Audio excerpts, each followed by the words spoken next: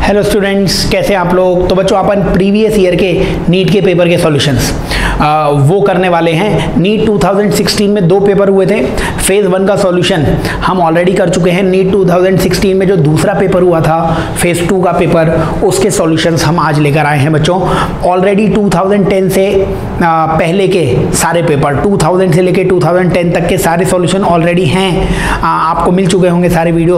और 2016 से लेकर 2019 तक के भी सारे सॉल्यूशन हम कर चुके हैं।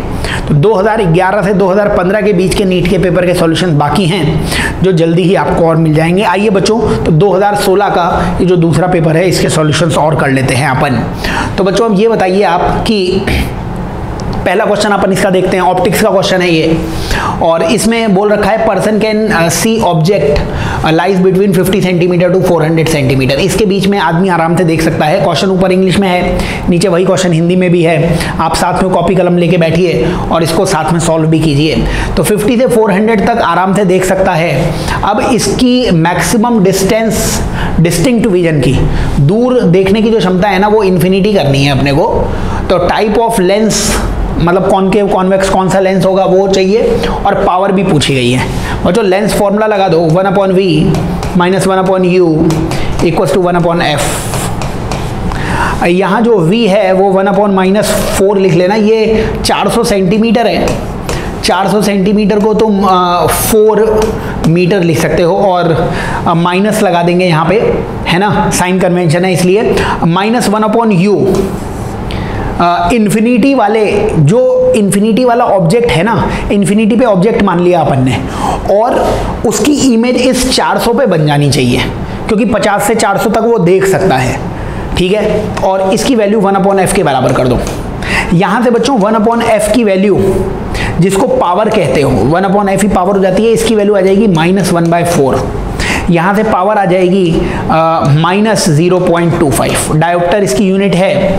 माइनस का मतलब लेंस कॉनकेव होगा, माइनस का मतलब लेंस कॉनकेव होगा, और पावर -0.25 आ ही रही है। फर्स्ट इस क्वेश्चन का आंसर आ जाएगा। थर्ड इस क्वेश्चन का आंसर आ जाएगा, जो अपन ने ये निकाला हुआ है। चलिए नेक्स्ट क्वेश्चन की तरफ चलते हैं। अगला क्वेश्चन जो है बच्चों, ये भी YDSC में पढ़ाते हैं आपको डिफ्रैक्शन, उसी का क्वेश्चन है। लीनियर एपरेचर ऑफ विथ, मतलब ए की वैल्यू दे रखी है आपको इस सवाल में। आपको ए की वैल्यू दे रखी है 0.02 सेंटीमीटर। ये ए की वैल्यू दे रखी है, और इसको एक लेंस के ठीक सामने रखते हैं अपन, है ना। और लैम्डा दे रखा है आपको 5 × 10⁻⁻5 सेंटीमीटर। अब बच्चों आपको इसमें बताना क्या है, फर्स्ट डार्क और सेंटर से उसकी कितनी डिस्टेंस है वो बतानी है, फर्स्ट डार्क की। बच्चों अगर डायरेक्टली फॉर्मूला याद हो तो बहुत अच्छी बात है, वरना सिंगल स्लिट एक्सपेरिमेंट में होता क्या था, ये सिंगल स्लिट है, ये कुछ डिस्टेंस है कैपिटल D। मान लीजिए फर्स्ट डार्क बना, ये डिस्टेंस मैं y मान लेता हूँ। ये एक एंगल आता था थीटा, तो एक y/d equals to tan theta, ये एक फॉर्मूला होता था। और a sin थीटा, ये पाथ डिफरेंस आता था। और फर्स्ट डार्क चाहिए तो डार्क का पाथ डिफरेंस लैम्डा होता है, सिंगल स्लिट में उल्टा होता है, ये याद कर लेना आप। और साइन थीटा टेन थीटा बराबर होता है, तो वहां से टेन थीटा की वैल्यू कितनी आ रही है, टेन थीटा की वैल्यू y/D है। टेन थीटा की वैल्यू कितनी है, y/D। साइन थीटा की वैल्यू कितनी है, λ/a, λ/a। तुमसे y पूछा था कि कितनी डिस्टेंस पे, सेंटर से कितनी डिस्टेंस पे बनेगा, तो y की वैल्यू यहाँ से कितनी आ जाएगी, y की वैल्यू आ जाएगी λD/a। डायरेक्टली ये फॉर्मूला याद हो तो बहुत अच्छी बात है, वरना वैल्यूज आपको लिखनी पड़ेंगी। तो λD/a, इसको सॉल्व करोगे तो आसानी से आंसर आ सकता है। सॉल्व करने के लिए थोड़ी सी जगह चाहिए, तो ये मैं हटा देता हूँ इस सबको, ये तो वैल्यूज ही लिखी हुई थी। अब बताइए यहाँ पे इसमें लैम्डा की वैल्यू कितनी दे रखी है, 5 × 10⁻⁻5। D रखा कहाँ गया है, 60 सेंटीमीटर की डिस्टेंस पे रखा गया है, 60 सेंटीमीटर, है ना, ये भी सेंटीमीटर में ही था। अपॉन a की वैल्यू दे रखी है 0.02 सेंटीमीटर। तो बच्चों आंसर भी सेंटीमीटर में आ जाएगा, क्योंकि ये सेंटीमीटर बाकी रह गया। पॉइंट हटाओगे ऊपर 6000 हो जाएगा, ये पॉइंट हटाओगे तो 2 0 और आ जाएंगे ऊपर, तो पॉइंट हटाया ऊपर 2 0 और आ गए। 6000 को 2 से भाग दोगे 3000 आ गया, तो 5 × 10⁻⁵ × 3000, 5 इंटू 3 15 15 15 यहीं पे दिख रहा है, और 0.15 भी आ जाएगा, है ना, क्योंकि 10 की पावर -2 आ रहा है। तो फर्स्ट इस क्वेश्चन का आंसर आ जाएगा। ठीक है, आसान सा क्वेश्चन है, आपको डेरिवेशंस आएंगे तो ये सारे YDSE के क्वेश्चंस हो जाएंगे, चाहे सिंगल स्लिट हो चाहे डबल स्लिट हो। चलो नेक्स्ट क्वेश्चन की तरफ चलते हैं इसी में फटाफट। तो क्वेश्चन नंबर 138 नंबर का क्वेश्चन बच्चों एक्सरे का है। Electron of mass m, electron का मास m है, डी ब्रोगली वेवलेंथ लैम्डा है, और ये एक्सरे ट्यूब में पड़ती है, cut off wavelength lambda naught है। अब बताओ इलेक्ट्रॉन की काइनेटिक एनर्जी कितनी होगी? इलेक्ट्रॉन की काइनेटिक एनर्जी होती है p²/2m। इलेक्ट्रॉन की काइनेटिक एनर्जी, p की वैल्यू h²/λ² लिखी जा सकती है। डी ब्रोगली वेवलेंथ से लैम्डा की वैल्यू h/p होती थी, तो p की वैल्यू कितनी हो जाएगी? h/λ। तो p की वैल्यू h/λ यहाँ पे लिख दी है, काइनेटिक एनर्जी आ गई है। और यही अगर काइनेटिक एनर्जी है तो थ्रेशहोल्ड वेवलेंथ क्योंकि लैम्डा नॉट दे रखी है, तो ये एनर्जी hc/λ0 के बराबर कर दो, आंसर आ गया आपके पास। h से h कैंसिल हो गया, लैम्डा नॉट की वैल्यू पूछी थी, लैम्डा नॉट इधर गया, ये सब इधर आ गया, तो लैम्डा नॉट की वैल्यू आ गई 2mc²/h, 2mc²/h। सेकेंड इस क्वेश्चन का आंसर आ जाएगा। इलेक्ट्रॉन की एनर्जी निकालो, थ्रेशहोल्ड एनर्जी, तो hc/λ0 के बराबर करो उसे, आंसर आ जाएगा आपके पास कि लैम्डा नॉट की कितनी वैल्यू आएगी। चलिए नेक्स्ट क्वेश्चन की तरफ चलते हैं अपन। अगला सवाल जो है 139 नंबर का क्वेश्चन, 139 नंबर का क्वेश्चन फोटो इलेक्ट्रिक इफेक्ट का है। 5 इलेक्ट्रॉन वोल्ट डालते हैं अपन एनर्जी, तो मैक्सिमम एनर्जी 2 इलेक्ट्रॉन वोल्ट आती है। बताओ तुमने एनर्जी डाली 5 इलेक्ट्रॉन वोल्ट की, जो इलेक्ट्रॉन बाहर आया उसकी एनर्जी 2 इलेक्ट्रॉन वोल्ट ही क्यों है? तो कॉमन सेंस है कि इसका वर्क फंक्शन 3 रहा होगा यार। इक्वेशन भी लगा सकते थे E = k+5, बट ओरली बताओ ना, 5 की एनर्जी आई, 3 वर्क फंक्शन था, इसलिए बाहर मैक्सिमम एनर्जी 2 ही रही होगी। तो इस बात से मेरे को वर्क फंक्शन पता लग गया कि सरफेस का वर्क फंक्शन या कार्यफलन 3 इलेक्ट्रॉन वोल्ट है।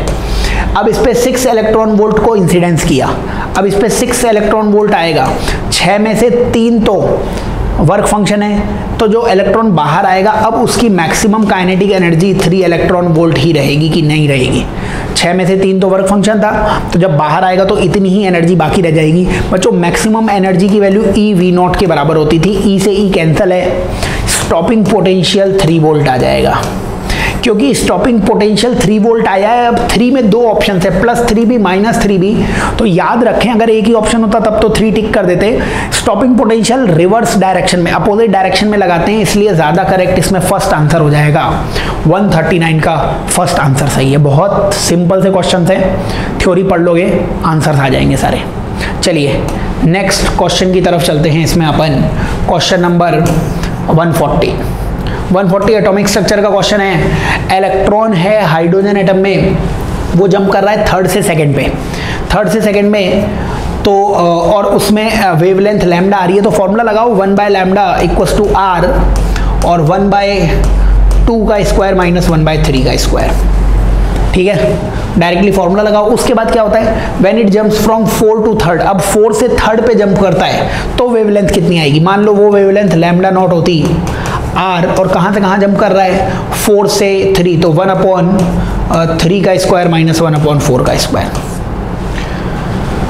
तो बोलो इनका बच्चों रेशियो ले लो या इसे थोड़ा सा सॉल्व कर लो। 1/λ = r, देखिए 9 - 4 कितना हुआ? 9 - 4 5/9 × 4, 9 × 4। और इस सेकेंड इक्वेशन से 1/λ0 की वैल्यू कितनी आई है? r, ऊपर 16 - 9, 16 - 9 मतलब 7/16 और 16 × 9। इनका अगर रेशियो लेते तो λ0/λ, इनका रेशियो लोगे तो λ0 ऊपर आ जाएगा, तो λ0/λ की वैल्यू आ जाएगी, r से r कैंसिल, और ये 9 से 9 कैंसिल, तो इधर 5/4 बचा, और ये ऊपर जाएगा तो ऊपर 16 और नीचे 7 आ जाएगा, 4 से ये 4 आ जाएगा, तो 20/7 ये λ0/λ आ जाएगा। तो λ0 की वैल्यू कितनी आ जाएगी? 20λ/7। फोर्थ इस क्वेश्चन का आंसर दिख रहा है। आसान से एटॉमिक स्ट्रक्चर के क्वेश्चन है, स्टैंडर्ड से फॉर्मूलेस लगाओ, सब आंसर्स आ जाएंगे। नेक्स्ट अगले सवाल की तरफ चलते हैं बच्चों अपन। अगला सवाल 141 नंबर के क्वेश्चन पे चलिए बच्चों।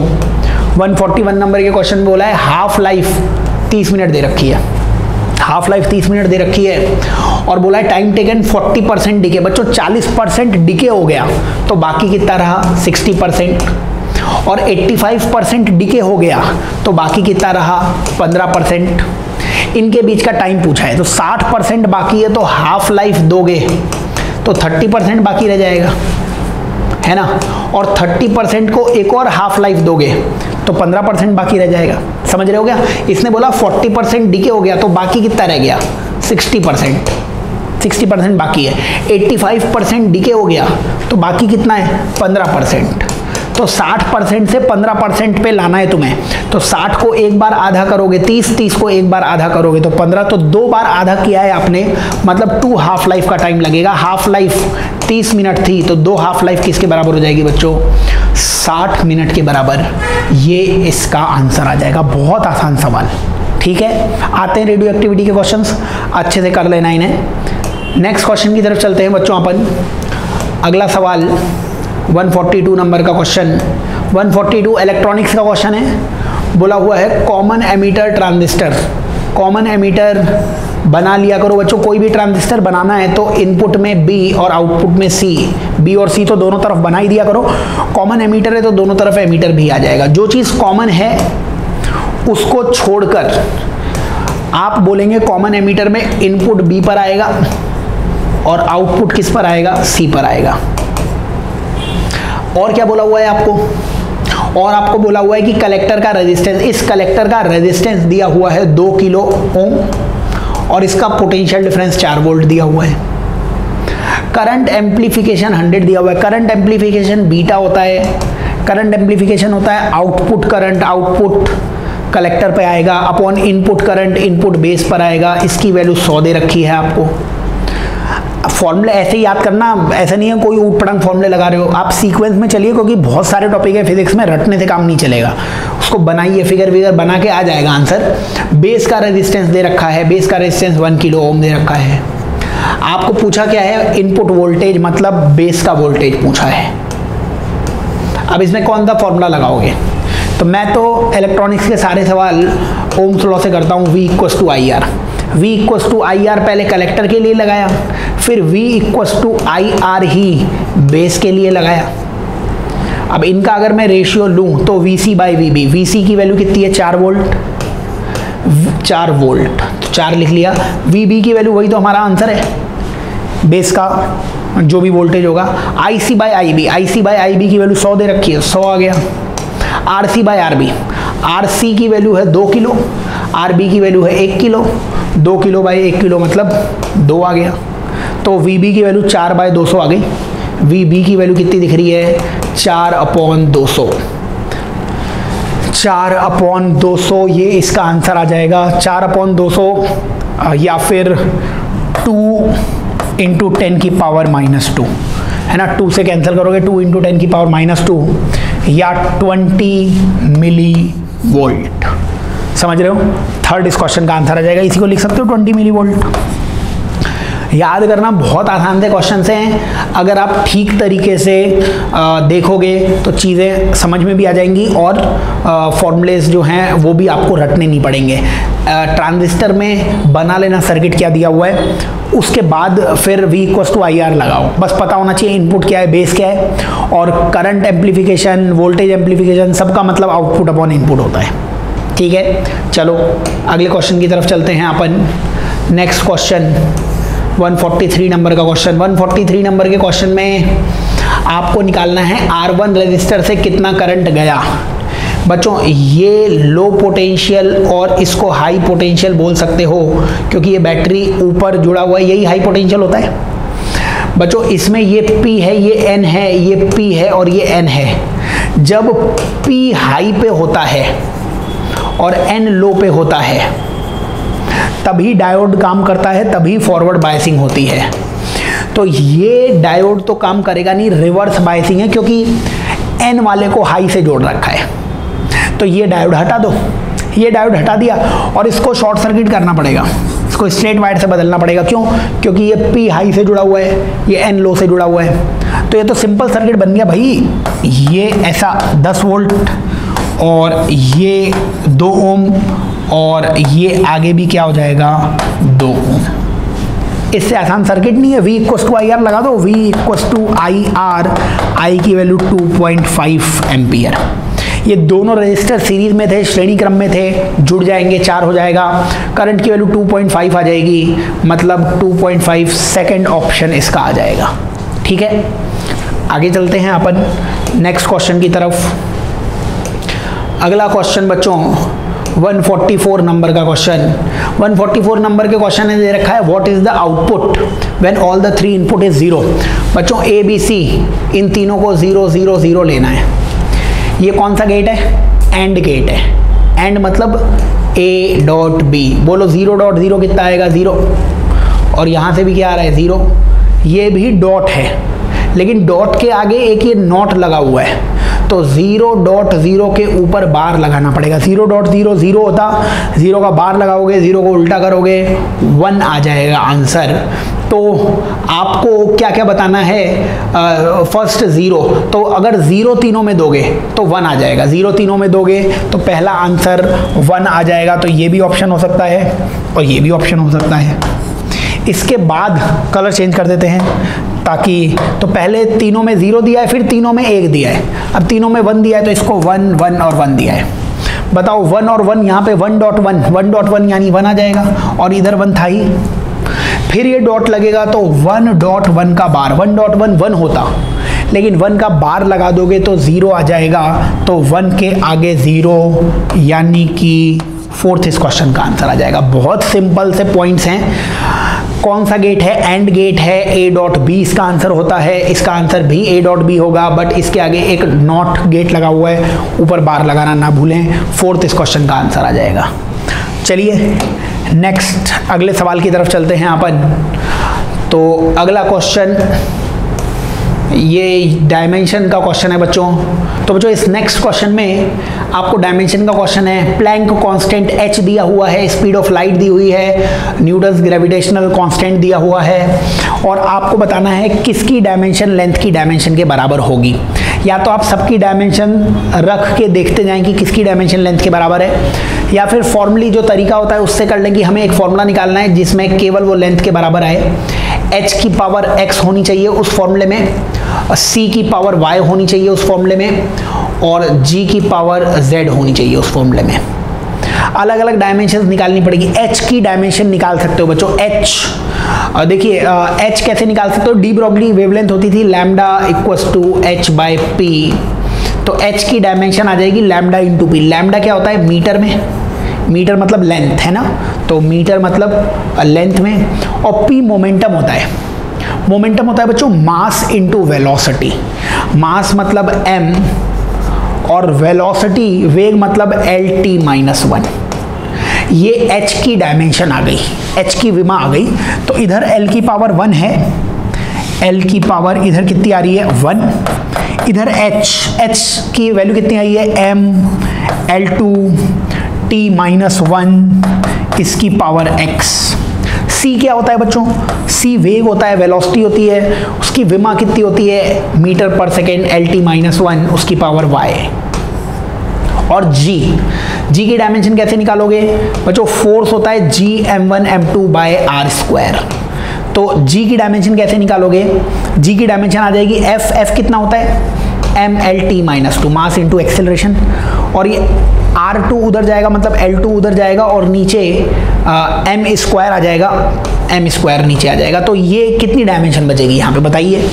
m की पावर 2 ऊपर आएगा तो m की पावर -1, g में m की पावर -1 आएगा, l की पावर 3 आएगी, l की पावर 3 आ जाएगी, और t की पावर -2 आ जाएगा, t की पावर -2 आ जाएगा, इसकी पावर z। ठीक है, यहाँ से दोनों तरफ पावर्स मैच कर लो। बताओ इधर मास तो है नहीं, तो मास की पावर भी 0 रही होगी, t की पावर भी 0 रही होगी। इधर मास की पावर 0 है तो इधर मास की पावर 0 है। इधर मास m की पावर कितनी है? m की पावर है 1x, इधर तो 1 था लेकिन ये 1x से मल्टीप्लाई हुआ x। इधर m है नहीं, इधर m की पावर कितनी है? -z, तो -z। ये m की पावर, यहाँ से x और z बराबर आ गया, x और z बराबर आ गया। इसका मतलब क्या है कि जो भी आंसर आएगा ना उसमें h और g दोनों की पावर सेम होगी, h और g की पावर सेम होगी। देखिए ये आंसर नहीं हो सकता क्योंकि h की पावर यहाँ पे कितनी है 3/2, यहाँ g की पावर कितनी, मतलब 3/4 हो जाएगी, ये रूट भी तो लगा हुआ है, और रूट ना भी देखो तो इधर g की पावर 1 है, h की पावर 3/2 है, मतलब g और h की पावर सेम नहीं है, ये तो गलत ही हो गया। यहाँ g और h दोनों की पावर 1/2 है, यहाँ भी g और h की पावर सेम है। यहाँ g और h की पावर सेम नहीं है, यहाँ h की पावर 1/2 है और g की पावर -1/2 है, ये ऑप्शन भी गलत है। तो अगर तुक्का मारना हो तो इन दोनों में से आप तुक्का मार सकते हो, ठीक है। चलो लेकिन आंसर ही निकाल लेते हैं, x और z सेम आ गए। यहाँ पे m की पावर थी, t की पावर इधर 0 थी, इधर t की पावर कितनी है -1 into x minus x, t की पावर कितनी है -y, और इधर t की पावर कितनी आ रही है -2z। यहाँ से इक्वेशन आ जाएगी x plus Y plus 2z equals to 0। लेकिन x और z तो सेम है, अगर x और z सेम है तो यहाँ पे आप z की जगह अगर x लिखते तो ये 2x और x कितना हो जाता 3x प्लस वाई बराबर 0। 3x प्लस वाई बराबर 0।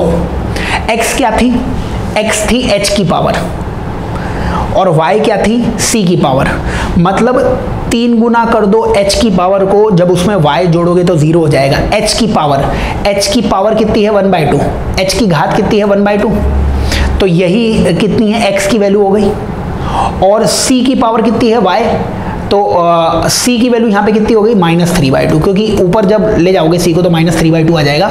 बताइए ये इक्वेशन यहाँ पे x की जगह अगर तुम 1/2 लिखते, x की जगह तुम 1/2 लिखते तो 3 इंटू 1/2, x क्या है h की पावर 1/2, और c की पावर कितनी है, c की पावर है -3/2, और वही y है यहाँ पे -3/2। तो क्या ये 0 आ रहा है, मतलब ये इक्वेशन सेटिस्फाई कर गई है, यही इस क्वेश्चन का आंसर आ जाएगा। आप तो एग्जैक्ट वैल्यूज भी निकाल सकते थे, अभी ये रिलेशन आया ना, आप यहीं से, अब लेंथ की पावर 1 थी, अब लेंथ की पावर 1 है तो इधर लेंथ की पावर कितनी है 1, और इधर l की पावर कितनी है 2x, और इधर लेंथ की पावर कितनी है y, और इधर लेंथ की पावर कितनी है 3z प्लस 3z। और अपने पास और क्या रिलेशन थी, 3x y के बराबर था, सबको एक ही टर्म में ले आओ, सबको x की टर्म में ले आओ, तो 1 equals to 2x plus y की जगह 3x लिख सकते हो, तो y की जगह 3x लिख दिया, -3x प्लस 3z था 3, और z की जगह भी x लिख सकते हो, x आ गया। देखो ये केवल x में इक्वेशन आ गई, तो मतलब टाइम ज़्यादा नहीं लगे, इसलिए आप ऑप्शन से चेक कर लो तो जल्दी आंसर आ जाएगा।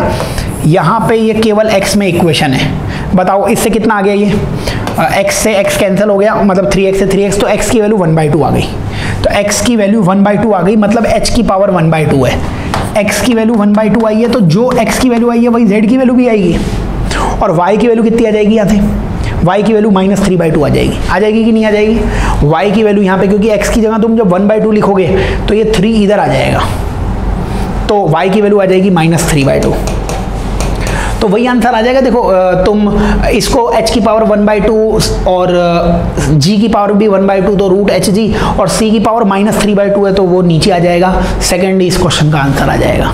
ऑप्शन से चेक करो, जल्दी चेक हो जाएगा, तरीका आपको बता दिया है। चलिए नेक्स्ट क्वेश्चन की तरफ चलते हैं, अगले प्रश्न की तरफ चलते हैं।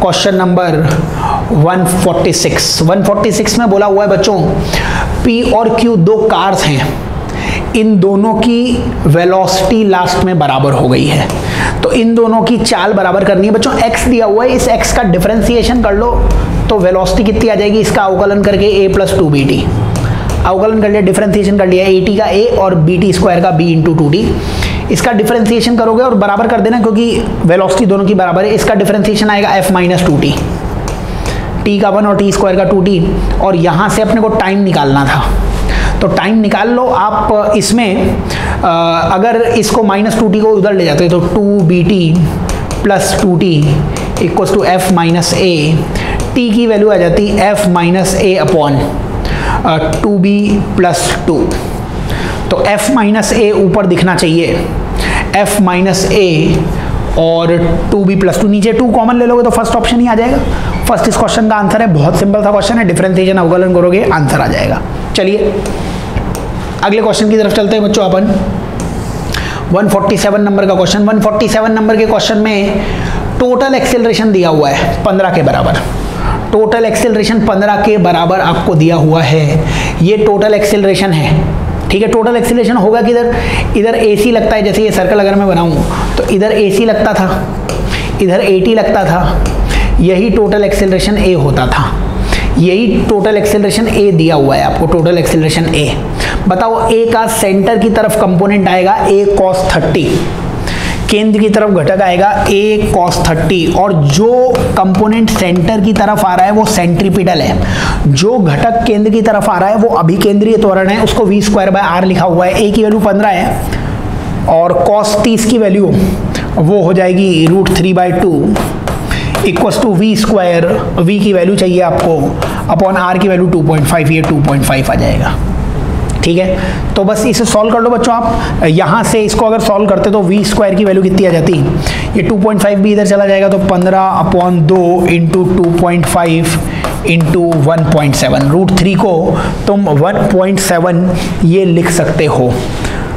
और इसको सॉल्व कर लेना बच्चों, इसको सॉल्व कर लोगे तो इसका आंसर वो आ जाएगा आपके पास 4th 147 क्वेश्चन का आंसर। तो नेक्स्ट क्वेश्चन की तरफ चलते हैं अपन। इसको हटा देता हूं मैं, कैलकुलेशन इसकी कर लेना। नीट में कोई डिफिकल्ट क्वेश्चन नहीं आता है, बस उनकी कैलकुलेशंस डिफिकल्ट हो जाती हैं।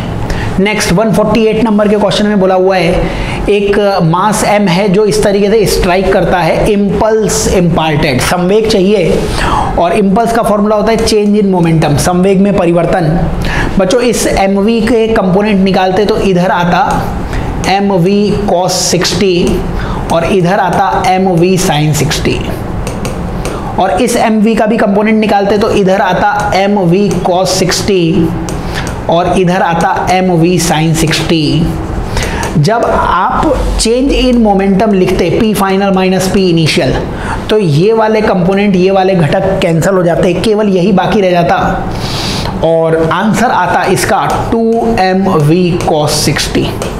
P final minus P initial लिखते कैसे, देखिए इस डायरेक्शन को अगर आप प्लस बोलते तो इसको माइनस बोलते, तो फाइनल मोमेंटम क्या लिखते mv cos 60 माइनस, और इनिशियल मोमेंटम कितना लिखते हैं माइनस mv cos 60।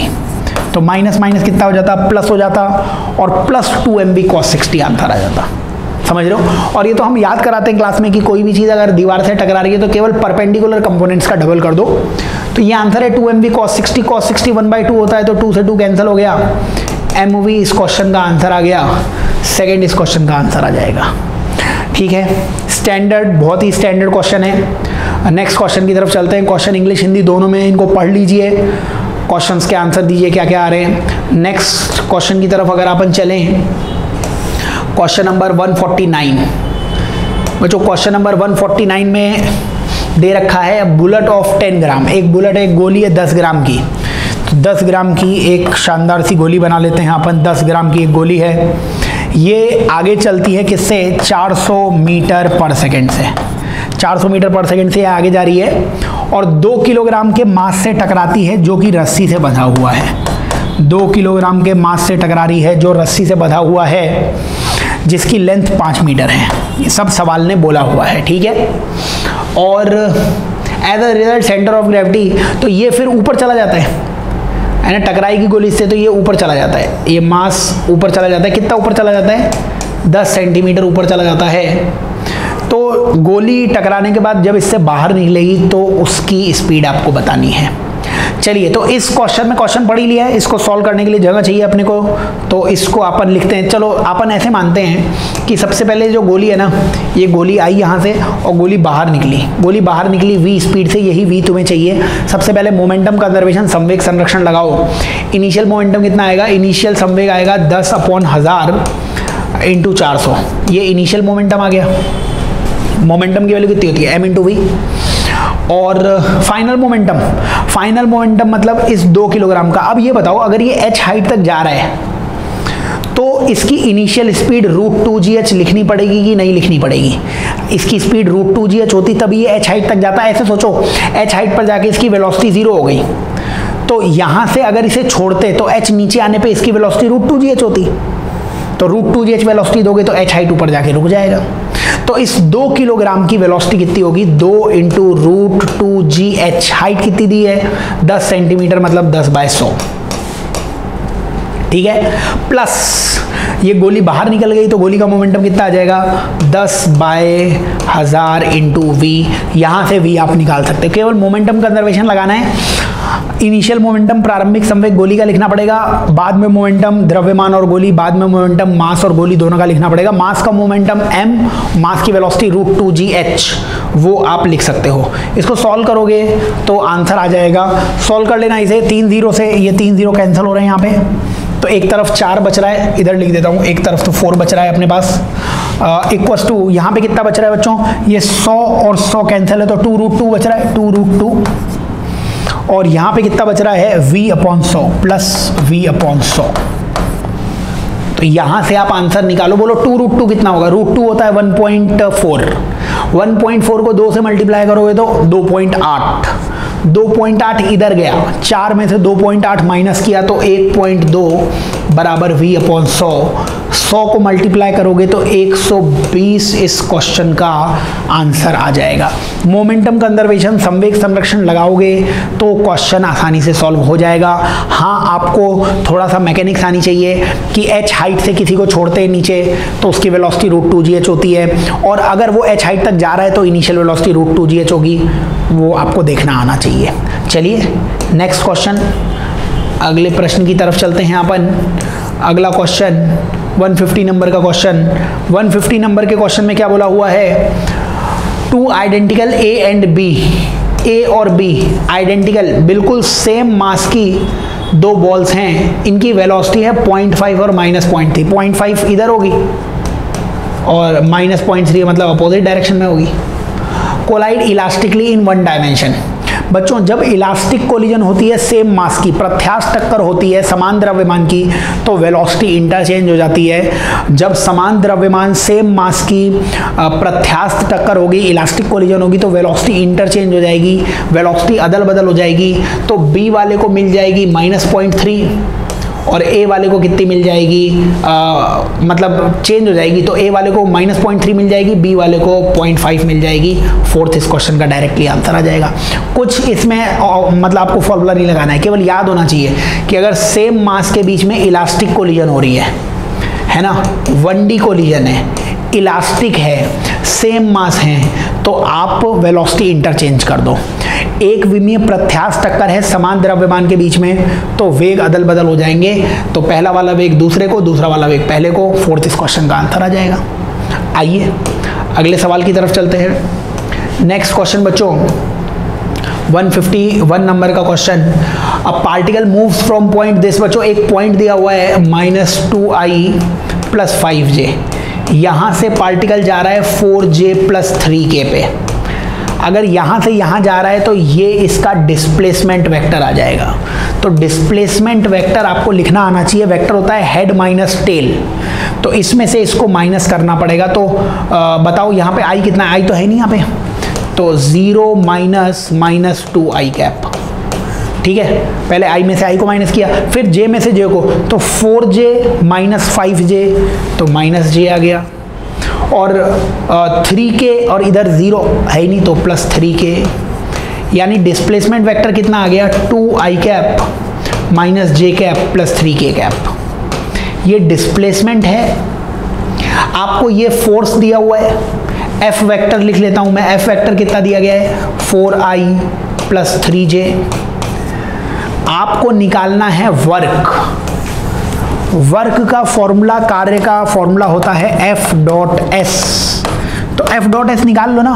F मतलब i को i से मल्टीप्लाई करो तो 2 को 4 से मल्टीप्लाई करोगे 8, j को j से मल्टीप्लाई करो, j का नंबर -1 को 3 से मल्टीप्लाई करोगे -3, k को k से करते बट k है ही नहीं, यही आंसर है 8 - 3 5। दिख रहा है कहीं 5? फोर्थ इस क्वेश्चन का आंसर आ जाएगा। ठीक है, सिंपल क्वेश्चन है। पोजीशन वेक्टर, डिस्प्लेसमेंट वेक्टर ये लिखने आएंगे तो आंसर आ जाएगा। अगले सवाल की तरफ चलते हैं बच्चों अपन। अगला 152 नंबर का क्वेश्चन। 152 नंबर के क्वेश्चन में बोला गया है 2 rotating object A and B, 2 वस्तुएं, उनके द्रव्यमान दिए हुए हैं आपको m और 2m, उनके जड़त्व आघूर्ण के बीच में कुछ रिलेशन दिया हुआ है। Equal kinetic energy of rotation. बच्चों रोटेशनल काइनेटिक एनर्जी का फॉर्मूला आप लीनियर से निकालो। जैसे लीनियर का फॉर्मूला होता है k equals to P square by 2m। तो p का काम, p होता है मोमेंटम, p का काम यहाँ पे एंगुलर मोमेंटम करेगा, तो k equals to L square by 2i होता है। अब क्वेश्चन ने k सेम दे रखा है, काइनेटिक एनर्जी सेम दे रखी है, तो l स्क्वायर i के प्रोपोर्शनल हो जाएगा, L स्क्वायर I के प्रोपोर्शनल हो जाएगा। तो आप ये बताओ जिसका I बड़ा होगा उसका L भी बड़ा हो जाएगा। I B का ज़्यादा है तो L भी B का ज़्यादा हो जाएगा A से। फोर्थ इस क्वेश्चन का आंसर आ जाएगा। सिंपल सवाल, फॉर्मूले ज़रूर आपको आने चाहिए। नेक्स्ट क्वेश्चन की तरफ चलते हैं अपन। अगला क्वेश्चन 153 नंबर का क्वेश्चन। बताइए 153 नंबर के क्वेश्चन में सॉलिड स्फीयर ठोस गोला दिया हुआ है और आपको दिया हुआ है सॉलिड सिलेंडर दिया हुआ है, सेम मास सेम रेडियस, मास और रेडियस सेम माननी है आपको। और क्या बोला हुआ है, is also rotating about geometrical axis with angular speed twice as that of sphere. तो एंगुलर स्पीड सिलेंडर की वो ट्वाइस है एंगुलर स्पीड स्फीयर के। तो बेलन और गोले की ओमेगा का मान आपको दिया गया है। Ratio of kinetic energy of rotation, बच्चों घूर्णन गतिज ऊर्जा का फॉर्मूला कितना होता है, हाफ आई ओमेगा स्क्वायर। तो इनका रेशियो लिखो, के स्फीयर का और के सिलेंडर का, गोले और बेलन का। तो हाफ से हाफ तो कैंसिल हो जाएगा। आई स्फीयर का आई कितना होगा, सॉलिड स्फीयर है तो 2/5 mr स्क्वायर, और सॉलिड सिलेंडर तो mr स्क्वायर बाय 2। और स्फीयर का ओमेगा अगर तुम मानते हो ओमेगा है ना, तो फिर सिलेंडर का ओमेगा मानना पड़ेगा 2 ओमेगा का स्क्वायर 4 ओमेगा स्क्वायर आ जाएगा। mr स्क्वायर से mr स्क्वायर कैंसिल है, ओमेगा स्क्वायर से ओमेगा स्क्वायर कैंसिल है, और ये 4/2 तो नीचे 2 बाकी रह जाएगा, तो 2/5 तो था ही और नीचे 2 बाकी रह गया, तो 1/5 यहाँ से आंसर आ जाएगा। इस 2 से 2 भी कैंसिल हो जाएगा, 1/5 का ही आंसर दिख रहा है क्या। थर्ड इस क्वेश्चन का आंसर आ जाएगा। फॉर्मूलेज लगाओ, ठीक से सवाल पढ़ो, गलतियां नहीं होंगी। स्टैंडर्ड क्वेश्चंस हैं, फॉर्मूले बेस्ड क्वेश्चंस हैं। अगले सवाल की तरफ चलिए बच्चों। 154 नंबर के क्वेश्चन में क्या बोला हुआ है, a light rod of length L, है ना, ये लेंथ L, ऐसे थोड़ा सा L लेंथ दी हुई है क्योंकि सारे ऑप्शन में ये L लेंथ है। तो एक स्ट्रिंग है, एक रस्सी है जिसकी कुल लंबाई L है। M1 M2 इसके दोनों सिरों पर मासेज हैं M1 M2, दोनों सिरों पर मासेज हैं M1 M2। The moment of inertia about system passing through centre of mass. तो ये तो हम फॉर्मूला क्लास में लिखवाते हैं। एक सेंटर ऑफ मास से एक्सिस गुजर रही है, इस एक्सिस के अबाउट मोमेंट ऑफ इनर्शिया चाहिए। तो सेंटर ऑफ मास के अबाउट मोमेंट ऑफ इनर्शिया का फॉर्मूला होता है म्यू इंटू एल स्क्वायर, जहां म्यू आता है रिड्यूस्ड मास M1 M2 upon M1 plus M2 into L square. तो आंसर तो थर्ड इस क्वेश्चन का आ जाएगा। याद करना है, अगर 2 पॉइंट मास हो, सेंटर ऑफ मास का मोमेंट ऑफ इनर्शिया चाहिए तो mu into D square, D मतलब दोनों मासेस के बीच की डिस्टेंस, म्यू की वैल्यू रिड्यूस्ड मास M1 M2 upon M1 plus M2। और डेरिवेशन करना हो, ये आता कैसे है, ये कोई पूछे तो बताओ, सेंटर ऑफ मास से ये डिस्टेंस कितनी होती, M1 से डिस्टेंस होती थी M2L upon M1 plus M2, और M2 से सेंटर ऑफ मास की डिस्टेंस कितनी होती थी M1L upon M1 plus M2।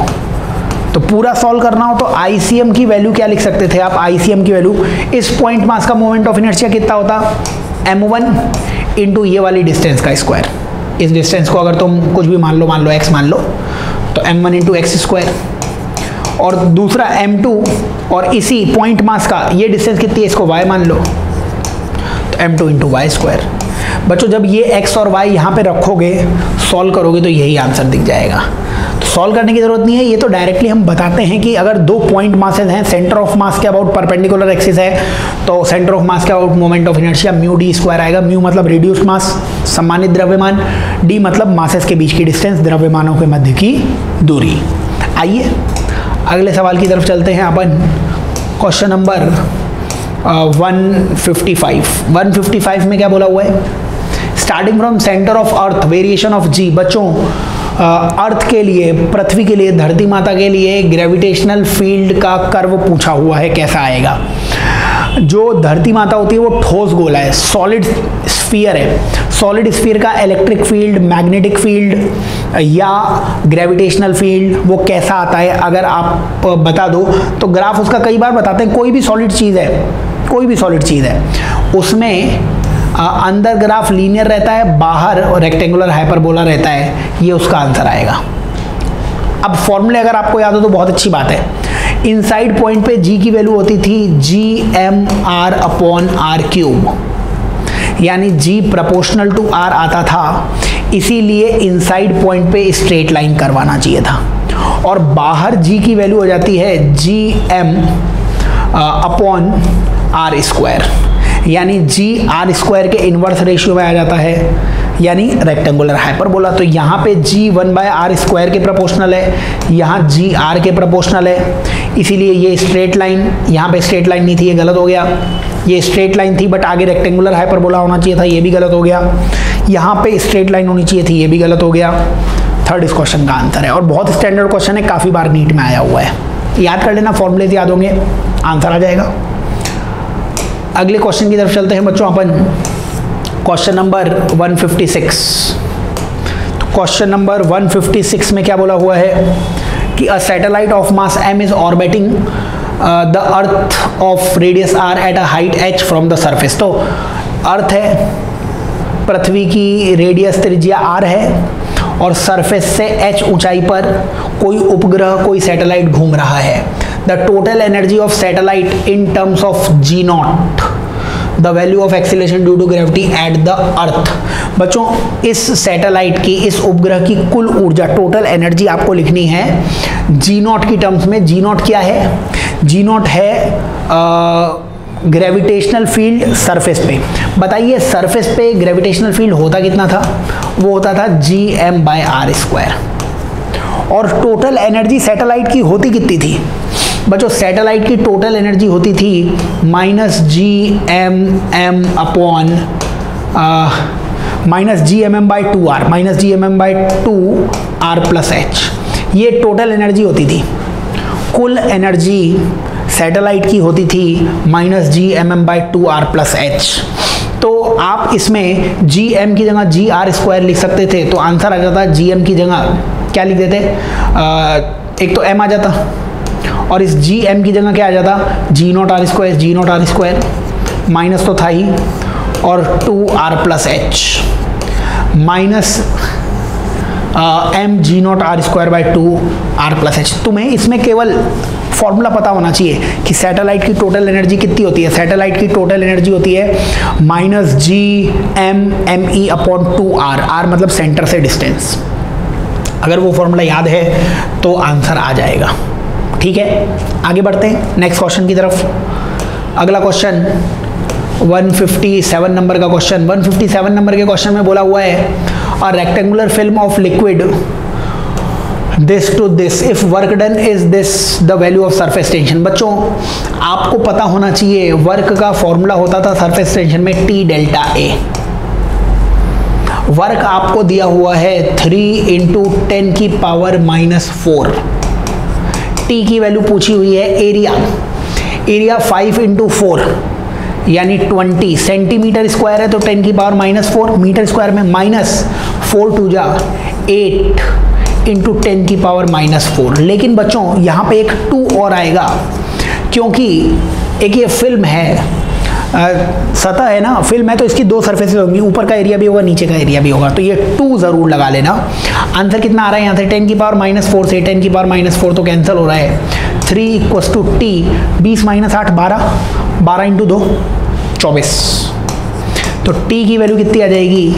3/24, 1/8। 1/8 होता है, पॉइंट लगाओगे तो 10 आ जाएगा। 1 2 5.125 न्यूटन पर मीटर। फॉर्मूला लगाओ सरफेस टेंशन में वर्क का, यही फॉर्मूला होता है T डेल्टा A। आगे चलते हैं अपन नेक्स्ट क्वेश्चन की तरफ। Question number 158। क्वेश्चन नंबर 158 में बोला हुआ है 3 लिक्विड्स ऑफ डेंसिटी ρ1 ρ2 ρ3, डेंसिटी दे रखी है तीनों की, having same value of surface tension, same है, rise to same height in 3 identical capillary is the angle of contact बताना है अपने को, किसका ज़्यादा किसका कम होगा। बच्चों जो कैपिलरी होती है, जो ओकेशनली होती है, इसमें जो हाइट आती है, ओकेशनली में जो हाइट आती है वो हाइट होती है रो जी एच, है ना। लिक्विड कितना ऊपर चलता है तो रो जी एच प्रेशर आता है, उसको सरफेस टेंशन का प्रेशर 2T/R उसको बैलेंस करता था, ठीक है। तो यहाँ से आप ये बताओ मेरे को कि G सेम है ना, G सेम है, हाइट सेम है, सरफेस टेंशन सेम है, तो रो और रेडियस इनवर्स रेशियो में आ जाएगा, रो और रेडियस। और ये रेडियस तो किसकी होती थी, ये रेडियस होती थी मेनिस्कस की, नवचंद्रक की। और इस तरीके से एक्चुअली क्या है कि ये कैपिलरी का थोड़ा मैं डिटेल में बता देता हूँ। ये रेडियस थी R, समझ रहे हैं। अब इसमें क्या है कि ये स्मॉल r मतलब इस कैपिलरी की ओकेशनली की त्रिज्या, ये स्मॉल r मान ली, ये कैपिटल R है यहाँ से, ठीक है। और यहाँ से ये कैपिटल R है। अगर आपको मैं वापस से एक ठीक सा फिगर बना के बताऊँ तो ये यहाँ पे ओकेशनली थी, कैपिलरी थी, और दूसरे पेन से बना देता हूँ। ये अपन ने इसकी रेडियस स्मॉल r मान ली, कैपिलरी की रेडियस स्मॉल r मान ली, और यहाँ पे क्या होगा, यहाँ पे मेनिस्कस है, यहाँ पे नवचंद्रक है, लिक्विड है, उस लिक्विड की रेडियस दे रखी है आपको कैपिटल R। और यहाँ से आपको ये एंगल थीटा होता है बच्चों, यही एंगल ऑफ कांटेक्ट थीटा होता है, ये 90 माइनस थीटा होगा, ये एंगल अगेन थीटा हो जाएगा। तो यहाँ से कॉस थीटा की वैल्यू आती थी R बाय कैपिटल R, जो डायरेक्टली फॉर्मूला था बट मैंने डेरिवेशन बता दिया। तो कैपिटल R की value R upon cos theta हो जाएगी। कैपिटल R की जगह आप क्या लिख सकते थे, कैपिटल R की जगह आप लिख सकते थे R और कॉस थीटा ऊपर आ जाएगा। अब क्या है, यहाँ पे कैपिलरी सेम है तो कैपिलरी की रेडियस भी सेम है, तो डेंसिटी कॉस थीटा के बराबर हो जाएगी। मतलब जिसकी डेंसिटी ज़्यादा है उसका कॉस थीटा भी ज़्यादा होगा, जिसकी डेंसिटी ज़्यादा है उसका कॉस थीटा भी ज़्यादा होगा, समझ रहे हैं। और अपने को तो थीटा बताना है, थीटा 1 थीटा 2। ये बताओ बच्चों, कॉस 0 की वैल्यू वो 1 होती है, समझ रहे हैं, और कॉस 90 की वैल्यू कितनी होती है, 0। तो कॉस थीटा की वैल्यू जिसकी ज़्यादा होगी, कॉस थीटा की वैल्यू जिसकी ज़्यादा होगी उसका एंगल कम होगा। तो कॉस थीटा सबसे बड़ा किसका होगा, कॉस थीटा सबसे बड़ा होगा 1 का। कॉस थीटा क्योंकि रो के प्रोपोर्शनल आया है तो कॉस थीटा 1 सबसे बड़ा होगा, cos theta 1, cos theta 2, cos theta 3, ये कॉस थीटा। लेकिन जिसका कॉस थीटा बड़ा होगा, कॉस थीटा की वैल्यू बड़ी है, उसका एंगल छोटा होगा, क्योंकि कॉस 0 की वैल्यू 1 होती है। जब कॉस थीटा की वैल्यू 1 सबसे बड़ा है तो एंगल सबसे छोटा है, इसलिए एंगल सबसे छोटा थीटा 1 होगा, थीटा 3 सबसे बड़ा एंगल होगा, तो थीटा 3 सबसे बड़ा एंगल, फिर थीटा 2, फिर थीटा 1, थीटा 3 सबसे बड़ा एंगल होगा। इसीलिए 0 से π/2 के बीच में तो आएगा ही, है ना, 0 से 90 से बड़ा होगा नहीं। तो यही अपने पास इसका आंसर आ जाएगा, थर्ड इस क्वेश्चन का आंसर आ जाएगा। और कोई ऑप्शन, थीटा 3 ये तो सबसे छोटा एंगल है, थीटा 3 यहाँ पे ये अलग ही ऑर्डर दे रखा है, यहाँ पे थीटा 1 सबसे बड़ा बोल रखा है, थीटा 3 सबसे बड़ा होना चाहिए, थर्ड इस क्वेश्चन का आंसर आ जाएगा। अच्छे से देख लेना, बढ़िया सवाल है। नेक्स्ट क्वेश्चन की तरफ चलते हैं अपन। अगला बच्चों 159 नंबर का क्वेश्चन। तो नेक्स्ट क्वेश्चन में क्या बोला हुआ है कि 2 आइडेंटिकल बॉडीज हैं, 2 एक जैसी वस्तुएं हैं जिनकी heat capacity increases with temperature. One of them is 100 degree, other is 0। एक 0 डिग्री सेल्सियस पर है, एक 100 डिग्री सेल्सियस पर है। इनकी हीट कैपेसिटी वो किसके प्रोपोर्शनल है, टेम्परेचर के। हीट कैपेसिटी का मतलब आप ऐसे मानो 1 डिग्री सेल्सियस टेम्परेचर चेंज होने के लिए कितनी हीट चाहिए। जिसकी हीट कैपेसिटी ज़्यादा, मतलब उसको ज़्यादा हीट देनी पड़ेगी 1 डिग्री सेल्सियस टेम्परेचर चेंज करने के लिए, ठीक है। तो यहाँ हीट कैपेसिटी टेम्परेचर के प्रोपोर्शनल है, यहाँ पे टेम्परेचर 100 है ना, मतलब इसकी हीट कैपेसिटी ज़्यादा है, इसकी हीट कैपेसिटी ज़्यादा है। क्यों?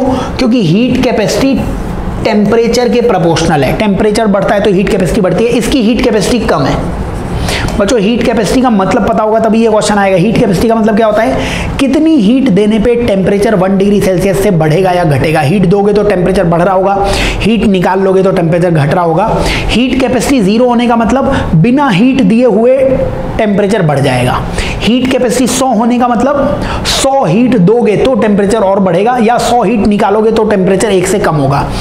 अब इनको मिक्स करने पे फाइनल टेम्परेचर क्या है ये पूछा हुआ है, तो आप ये टेम्परेचर तो डायरेक्टली बच्चों मोर देन 50 डिग्री सेल्सियस वैसे दिख रहा है मेरे को। कैसे? क्योंकि मेरे फंडे बिल्कुल क्लियर है, डेफिनेशन बिल्कुल क्लियर है। यहाँ पे 0 डिग्री सेल्सियस है, यहाँ पे 100 डिग्री सेल्सियस है। यहाँ की हीट कैपेसिटी 100 मान लो, यहाँ की हीट कैपेसिटी 0 मान लो। मतलब हीट कैपेसिटी का मतलब 1 डिग्री सेल्सियस चेंज होने के लिए कितनी हीट चाहिए, तो 100 से 99 तक जब ये आएगा तो 100 हीट निकालेगा।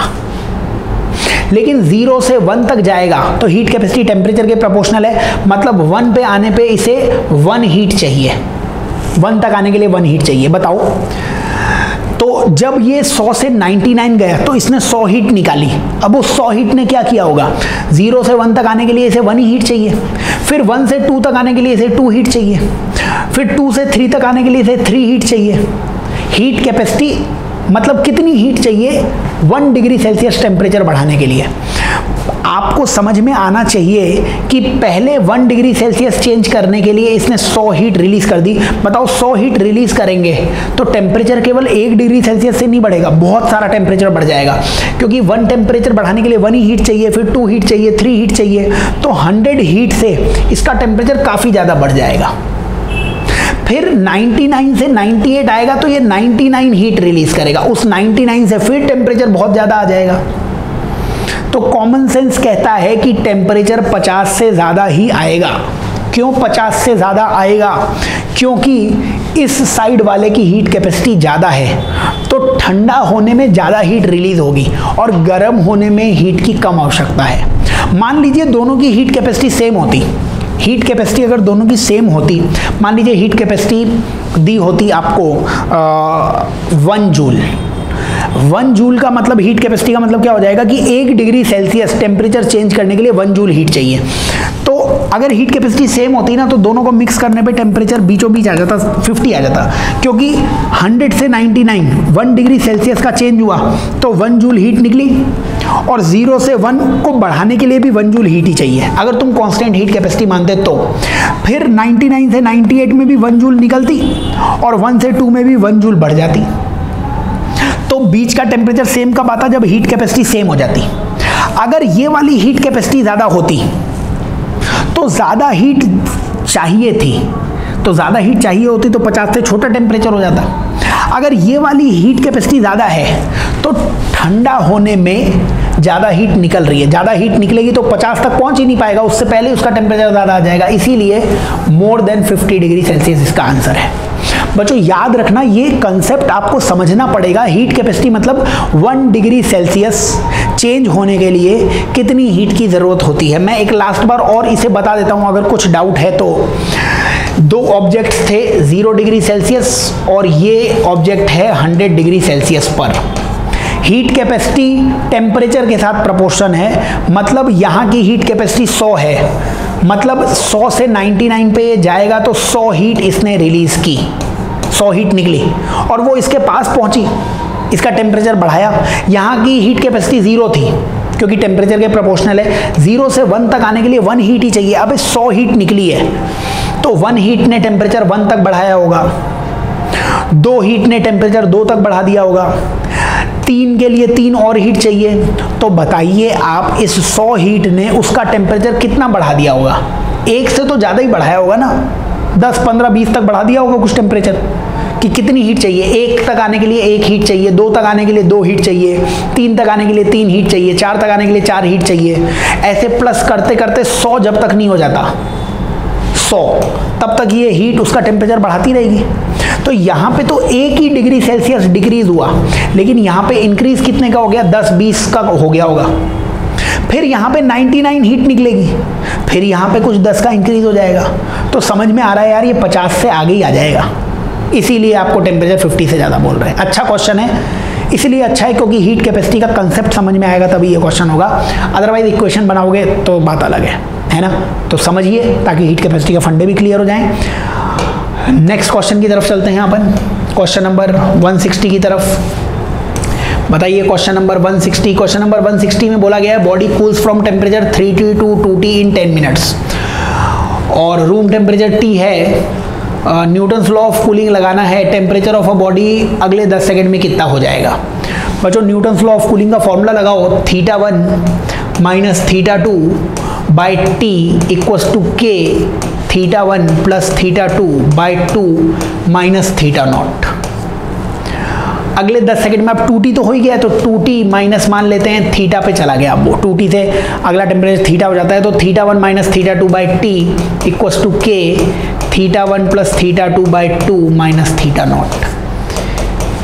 आओ इसको सॉल्व करो तो 10 से 10 कैंसिल, ऊपर T बाकी रह जाएगा, नीचे 2T माइनस थीटा, K से K कैंसिल हो जाएगा, 3T plus 2T 5T by 2। 2.5 में से T तो 1.5 यानी 3T बाई 2, समझ रहे हो क्या। 3 और 2 5 होता है, 5 और 2 2.5, 2.5 में से 1 गया तो 1.5 मतलब 3 बाई 2, और नीचे क्या बाकी रह गया, ये एलसीएम लोगे तो 2T और 2T कैंसिल हो जाएगा, थीटा बाई 2 भी बाकी रह जाएगा यहाँ पे, समझ रहे हो। ये 2T एलसीएम लोगे, 2 से 2 कैंसिल हो गया, ये T से T कैंसिल हो गया, तो यहाँ पे इस तरफ कितना बच रहा है, 3 को इससे मल्टीप्लाई करना तो 3 और 2 60 माइनस 3 थीटा बराबर थीटा, ये थीटा इधर चला जाएगा, यहाँ से 4 थीटा बराबर 60, 4 थीटा बराबर 60, थीटा की वैल्यू आ जाएगी 3T बाई 2, थीटा की वैल्यू आ जाएगी 3T बाई 2, ये आंसर आ जाएगा। न्यूटन्स लॉ ऑफ कूलिंग की इक्वेशन याद करनी पड़ेगी तभी आंसर आएगा।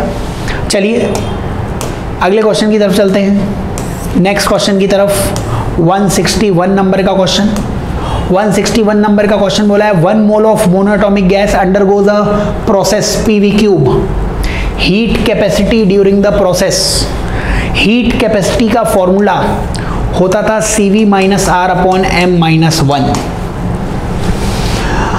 अगर प्रोसेस PV की पावर M है तो कंपेयर करो, ये PV क्यूब दिया हुआ है तो यहाँ M की वैल्यू 3 है, M की वैल्यू 3 लिख दो। मोनोएटॉमिक गैस का CV होता था 3R बाई 2, मोनोएटॉमिक गैस का CV होता है FR बाई 2, F की वैल्यू 3 होती है ना, माइनस R अपॉन M की वैल्यू कितनी है 3 माइनस 1, 3 माइनस 1 मतलब 2, तो 3R minus R 2R by 2 यानी R इसकी हीट कैपेसिटी आ जाएगी। ठीक है, फॉर्मूला है, याद करना पड़ेगा। पॉलीट्रोपिक प्रोसेस बोलते थे इसे, बहुगैसीय प्रक्रम बोलते थे, क्लास में कराते ही ये सब चीज़ें। आगे चलिए अगले क्वेश्चन की तरफ। नेक्स्ट क्वेश्चन जो है 162 नंबर का क्वेश्चन, जो नेक्स्ट क्वेश्चन है 162 नंबर का क्वेश्चन, ये थर्मोडायनेमिक्स का क्वेश्चन है, सेकंड लॉ फ्रिज पर बेस्ड है। क्वेश्चन ने आपसे बोल रखा है बच्चों टेम्परेचर इनसाइड रेफ्रिजरेटर है ना, तो रेफ्रिजरेटर या फ्रिज के अंदर का टेम्परेचर वो आपको कितना दे रखा है T2, ठीक है, और रूम टेम्परेचर बाहर का टेम्परेचर T1 दे रखा है, और amount of heat deliver to the room को कितनी हीट डिलीवर करेगा फ्रिज, 1 जूल एनर्जी वो यूज़ करेगा, मतलब वर्क आपको 1 जूल दिया हुआ है। आपको पता होना चाहिए कि फ्रिज या AC उसमें हीट लो टेम्परेचर से हाई टेम्परेचर पे जाती है और हीट अपने आप लो से हाई पे नहीं जा सकती है, इसलिए वर्क की ज़रूरत पड़ेगी, वो वर्क 1 जूल दिया हुआ है। फिर यहाँ पे बच्चों एक निष्पादन गुणांक होता था, या इंग्लिश में बोलें तो कोफिशिएंट ऑफ परफॉर्मेंस होता था, जिसका फॉर्मूला होता था एफिशिएंसी का उल्टा। एफिशिएंसी क्या होती थी, work done upon absorbed heat, तो उसको उल्टा कर दीजिए absorbed heat upon work done, अवशोषित ऊष्मा अपॉन कार्य। और इसका एक और फॉर्मूला होता था, नीचे अपन लिखते थे, देखिए अंदर का टेम्परेचर ये लो टेम्परेचर होगा और बाहर का टेम्परेचर ये हाई टेम्परेचर होगा, तो नीचे अपन T1 माइनस T2 लिखते थे। मतलब नीचे आपको टेम्परेचर का डिफरेंस लिखना है और पॉजिटिव ही होना चाहिए, तो हमेशा बड़े में से छोटे को माइनस कर दिया करो, T1 माइनस T2, और जो माइनस किया है वही ऊपर आना चाहिए, तो T2 ऊपर भी आ गया। अब एब्जॉर्ब्ड हीट कितनी आ जाएगी, ये वर्क की वैल्यू अगर तुम 1 रख दोगे तो एब्जॉर्ब्ड हीट वो कितनी आ जाएगी T2 upon T1 minus T2। ये एब्जॉर्ब्ड हीट आ गई, अवशोषित ऊष्मा आ गई।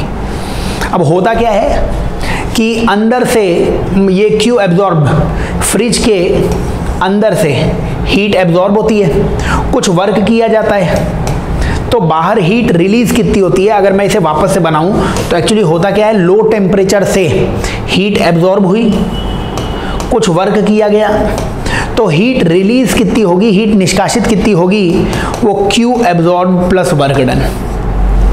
समझ रहे हैं? तो फ्रिज के अंदर से कुछ हीट एब्जॉर्ब होती है, कुछ वर्क किया जाता है, तो हीट रिलीज कितनी होगी, एब्जॉर्ब प्लस W के बराबर। इसीलिए हम बोलते हैं कि हमेशा फ्रिज में या AC में जो हीट बाहर जाती है वो ज़्यादा रहती है ना।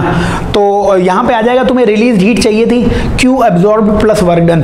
Q एब्जॉर्ब तो था ही तुम्हारे पास, ये Q एब्जॉर्ब है ना, इसमें तुम्हें वर्क डन ऐड करना पड़ेगा। यहाँ पे एक बात ज़रूर ध्यान रखना, ये सारे टेम्परेचर केल्विन में होने चाहिए। देखिए नीचे T1 प्लस 273, क्योंकि ये सेल्सियस है ना, तो ये T1 प्लस 273, T2 प्लस 273 करते कोई फर्क नहीं पड़ता, 273 से 273 कैंसिल हो जाता।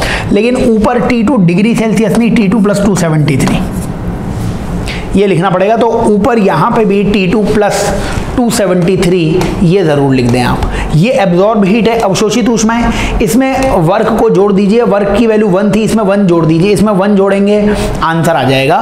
तो उसको सॉल्व करने के लिए इधर मैं थोड़ी सी जगह ले लेता हूँ, है ना। तो इधर अपन थोड़ी सी स्पेस वो ले लेते हैं ताकि ये सॉल्व हो जाए सब, ठीक है। तो बताओ अब मेरे को, इसमें ये Q एब्जॉर्ब कितनी थी, T2 plus 273 upon T1 minus T2 plus 1, ठीक है। एब्जॉर्ब हीट में वर्क ऐड करना है, अवशोषित ऊष्मा में कार्य ऐड करना है, और कार्य 1 था, इसमें 1 ऐड कर दिया बच्चों, ये आंसर आ गया। देखिए नीचे तो एलसीएम वही आएगा, T1 माइनस T2, ऊपर क्या आएगा, T2 प्लस 273 था। जब एलसीएम लोगे तो ये माइनस T2 और प्लस T2 कैंसिल हो जाएगा, ऊपर बाकी रह जाएगा T1 प्लस 273। बच्चों ये आंसर है T1 plus 273 upon T1 minus T2, T1 plus 273 upon T1 minus T2, ये इस क्वेश्चन का आंसर आ जाएगा, ठीक है। चलिए 162 नंबर, अच्छा क्वेश्चन है। रेफ्रिजरेटर और AC के फंडे आपके अच्छे होंगे तो आंसर आ जाएगा। नेक्स्ट क्वेश्चन में चलिए, अगले क्वेश्चन में 163 नंबर पे देखिए बच्चों। तो बच्चों इस नेक्स्ट क्वेश्चन में आपको क्या बोला हुआ है कि आदर्श गैस, आइडियल गैस का वॉल्यूम बोला हुआ है, प्रेशर दिया हुआ है, टेम्परेचर दिया हुआ है, मास दिया हुआ है गैस का, है ना, ईच मॉलिक्यूल का मास दिया हुआ है, डेंसिटी या घनत्व निकालना है। तो हम जब केटीजी पढ़ाते हैं तो हम 3 इक्वेशंस याद कराते हैं आपको। 3 कौन सी इक्वेशंस याद कराते हैं हम? अगर मोल्स में कोई क्वेश्चन आए तो PV इक्वल्स टू nRT से सॉल्व कीजिए। अगर नंबर ऑफ मॉलिक्यूल्स का कोई क्वेश्चन आए तो PV इक्वल्स टू nKT से सॉल्व कीजिए। डेंसिटी के लिए, घनत्व के लिए फॉर्मूला होता था P इक्वल्स टू dRT/mW। इस फॉर्मूले को लगाओ, आंसर आ जाएगा। बच्चों ये RT अपॉन mW की वैल्यू KT अपॉन m भी होती थी। इसके 3 फॉर्मूले याद कराते थे हम, RT/mW की वैल्यू KT/m भी होती है, P/ρ भी होती थी, है ना। तो बताओ यहाँ पे RT/mW की जगह KT/m रख दो तो P इक्वल्स टू D, और RT/mW को क्या लिखोगे आप, KT upon m, KT upon m। आपको निकालना क्या था, D की वैल्यू निकालनी थी। बोलिए D की वैल्यू कितनी आ जाएगी, D की वैल्यू निकाल दोगे PM upon KT, PM upon KT, ऐसा कोई ऑप्शन आपको दिख जाएगा, वही सही ऑप्शन 163 क्वेश्चन का हो जाएगा, PM अपॉन KT। फॉर्मूले लगाओगे आंसर्स आ जाएंगे सारे। चलिए नेक्स्ट क्वेश्चन, अगले क्वेश्चन की तरफ चलते हैं अपन। 164 नंबर का क्वेश्चन। 164 नंबर के क्वेश्चन में बोला हुआ है बच्चों, बॉडी का मास m है और इसको स्प्रिंग के लोअर एंड से फिक्स किया गया है। एक स्प्रिंग है, स्प्रिंग से मास m को फिक्स किया गया है, और फिर इसका टाइम पीरियड दिया हुआ है 3 सेकेंड। बच्चों टाइम पीरियड का फॉर्मूला होता है 2 पाई रूट m/k। अब क्या किया कि it oscillates time period when mass is increase by 1। अब मास को 1 से बढ़ा दिया तो टाइम पीरियड 5 हो गया। m की वैल्यू पूछी है तो अब नया टाइम पीरियड 5 लिख लो। टाइम पीरियड की value 5 equals to 2 pi root m की जगह m+1/k, यहाँ से m निकालना है तुम्हें। टाइम पीरियड का फॉर्मूला होता है t = 2π√m/k। एक बार t की वैल्यू 3 है, एक बार t की वैल्यू 5 है, एक बार m की वैल्यू m है, एक बार m की वैल्यू m+1 है। इसका रेशियो निकाल लो, अनुपात निकाल लो, तो ये 3/5 आ जाएगा रेशियो। 2π से 2π कैंसिल हो जाएगा, रूट के अंदर m/m+1 आ जाएगा, रूट के अंदर m/m+1 आ जाएगा। स्क्वायर कर दीजिए दोनों तरफ, अगर स्क्वायर करेंगे तो ये 9/25 आ जाएगा। स्क्वायर करने पे 3 का स्क्वायर 9, 5 का स्क्वायर 25, और ये m/m+1 आ जाएगा। इसका अगर क्रॉस मल्टीप्लिकेशन करेंगे तो 9m+9, ठीक है ना, 9m+9 = 25m। 9 की वैल्यू आ जाएगी 16m के बराबर, 9 की वैल्यू आ जाएगी 16m के बराबर, क्योंकि 9 इधर आ जाएगा तो 25 - 9 16 हो जाएगा। m की वैल्यू यहाँ से कितनी आ रही है, 9/16। m की वैल्यू आ जाएगी आपके पास 9/16। ये फर्स्ट इस क्वेश्चन का आंसर आ जाएगा। ठीक है, आसान सा फॉर्मूला लगाना है, सॉल्व कर लोगे आंसर आ जाएगा। नेक्स्ट क्वेश्चन, अगले क्वेश्चन की तरफ चलिए बच्चों। अगला 165 नंबर का क्वेश्चन। 165 नंबर के क्वेश्चन में बोल रखा है second overtone of open organ pipe. बच्चों ओपन ऑर्गन पाइप है, ओपन ऑर्गन पाइप में फंडामेंटल फ्रीक्वेंसी वो होती है V/2L। तो ओपन ऑर्गन पाइप में है ना, जो अपने पास खुली ऑर्गन पाइप है उसमें फंडामेंटल मूलभूत आवृत्ति ये होती है, और उसका सेकंड ओवरटोन द्वितीयक अधिस्वर, तो सेकंड ओवरटोन में फ्रीक्वेंसी n+1 हो जाएगी। तो सेकंड ओवरटोन में आप इसको लिख सकते थे n+1, यानी 2+1 × V/2L। ये इसका सेकंड ओवरटोन या द्वितीय अधिस्वर आ गया 3V/2L। Is same frequency as the first overtone of closed organ pipe. बच्चों क्लोज्ड ऑर्गन पाइप की लेंथ L है, क्लोज्ड ऑर्गन पाइप की फंडामेंटल फ्रीक्वेंसी होती थी V/4L, जो लेंथ दे रखी है इसकी, और इसमें अपने को फर्स्ट ओवरटोन दे रखी है। तो यहाँ पे 2n+1 आता था। अगर nth ओवरटोन है तो 2n+1, यहाँ n की वैल्यू अगर 1 लिखोगे तो कितना हो जाएगा, 2 + 1 3 हो जाएगा। तो ये 3V/4L हो गया, और 3V/4L की वैल्यू किसके बराबर दे रखी है, 3V/2L के बराबर। 3V से 3V कैंसिल है, L की वैल्यू 2L आ रही है, 2L। ये इस क्वेश्चन का आंसर आ जाएगा। फॉर्मूलेज हैं, वेव थ्योरी के अगर फॉर्मूलेज याद हैं तो क्वेश्चन जरूर हो जाएगा। चलिए बच्चों नेक्स्ट क्वेश्चन की तरफ चलते हैं अपन। अगला सवाल 166 नंबर का क्वेश्चन। बच्चों 166 नंबर के क्वेश्चन में बोला हुआ है कि 3 sound waves of equal amplitude have frequency. बच्चों फ्रीक्वेंसी दे रखी है n-1, n और n+1, और ये सुपर इम्पोज होती है, नंबर ऑफ बीट्स पूछी गई है। बच्चों जब भी नंबर ऑफ बीट्स आपको निकालनी हो तो बीट्स का मतलब वैसे तो फ्रीक्वेंसी का डिफरेंस होता है, फ्रीक्वेंसी का अंतर होता है, लेकिन आपको जब भी फ्रीक्वेंसी निकालनी हो, मतलब बीट्स निकालने हो और 2 से ज़्यादा सोर्सेज हो, तो आप हमेशा मैक्सिमम और मिनिमम का डिफरेंस निकाल लो। ये मैक्सिमम कितना था, ये मिनिमम कितना था, ये n+1 मैक्सिमम था, इसमें से माइनस कर दीजिए मिनिमम n-1, ये 1 - -1 2 बीट्स पर सेकेंड। ये इस क्वेश्चन का आंसर आ जाएगा। हमेशा मैक्सिमम माइनस मिनिमम, वो जितना भी मिले वही आपको नंबर ऑफ बीट्स मिल जाएंगी हर सवाल में। ठीक है, चलिए नेक्स्ट क्वेश्चन की तरफ चलते हैं। इंपॉर्टेंट कंसेप्ट है, थ्योरी में कराते भी हैं हम ये सब सवाल। अगले सवाल में चलते हैं, क्वेश्चन नंबर 167 पे आते हैं। 167 नंबर में क्या बोला हुआ है, electric dipole is placed at an angle 30 degree with electric field this. बच्चों इलेक्ट्रिक फील्ड दिया हुआ है और इससे 30 डिग्री के एंगल पर एक डायपोल रखा हुआ है।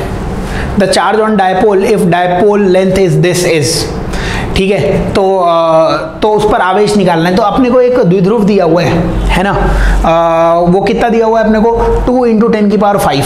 तो आप ये बताइए डायपोल होता कितना है। डायपोल की वैल्यू होती है Q × L के बराबर। तो डायपोल की वैल्यू दे रखी है आपको कितनी,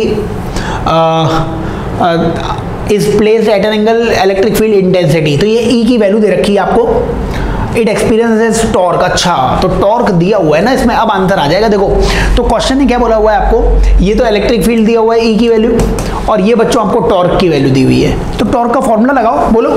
ये पी का तो फॉर्मूला होता है, ये टॉर्क का फॉर्मूला, बला घूर्ण का फॉर्मूला कितना होता है, टॉर्क का फॉर्मूला होता था पी क्रॉस ई।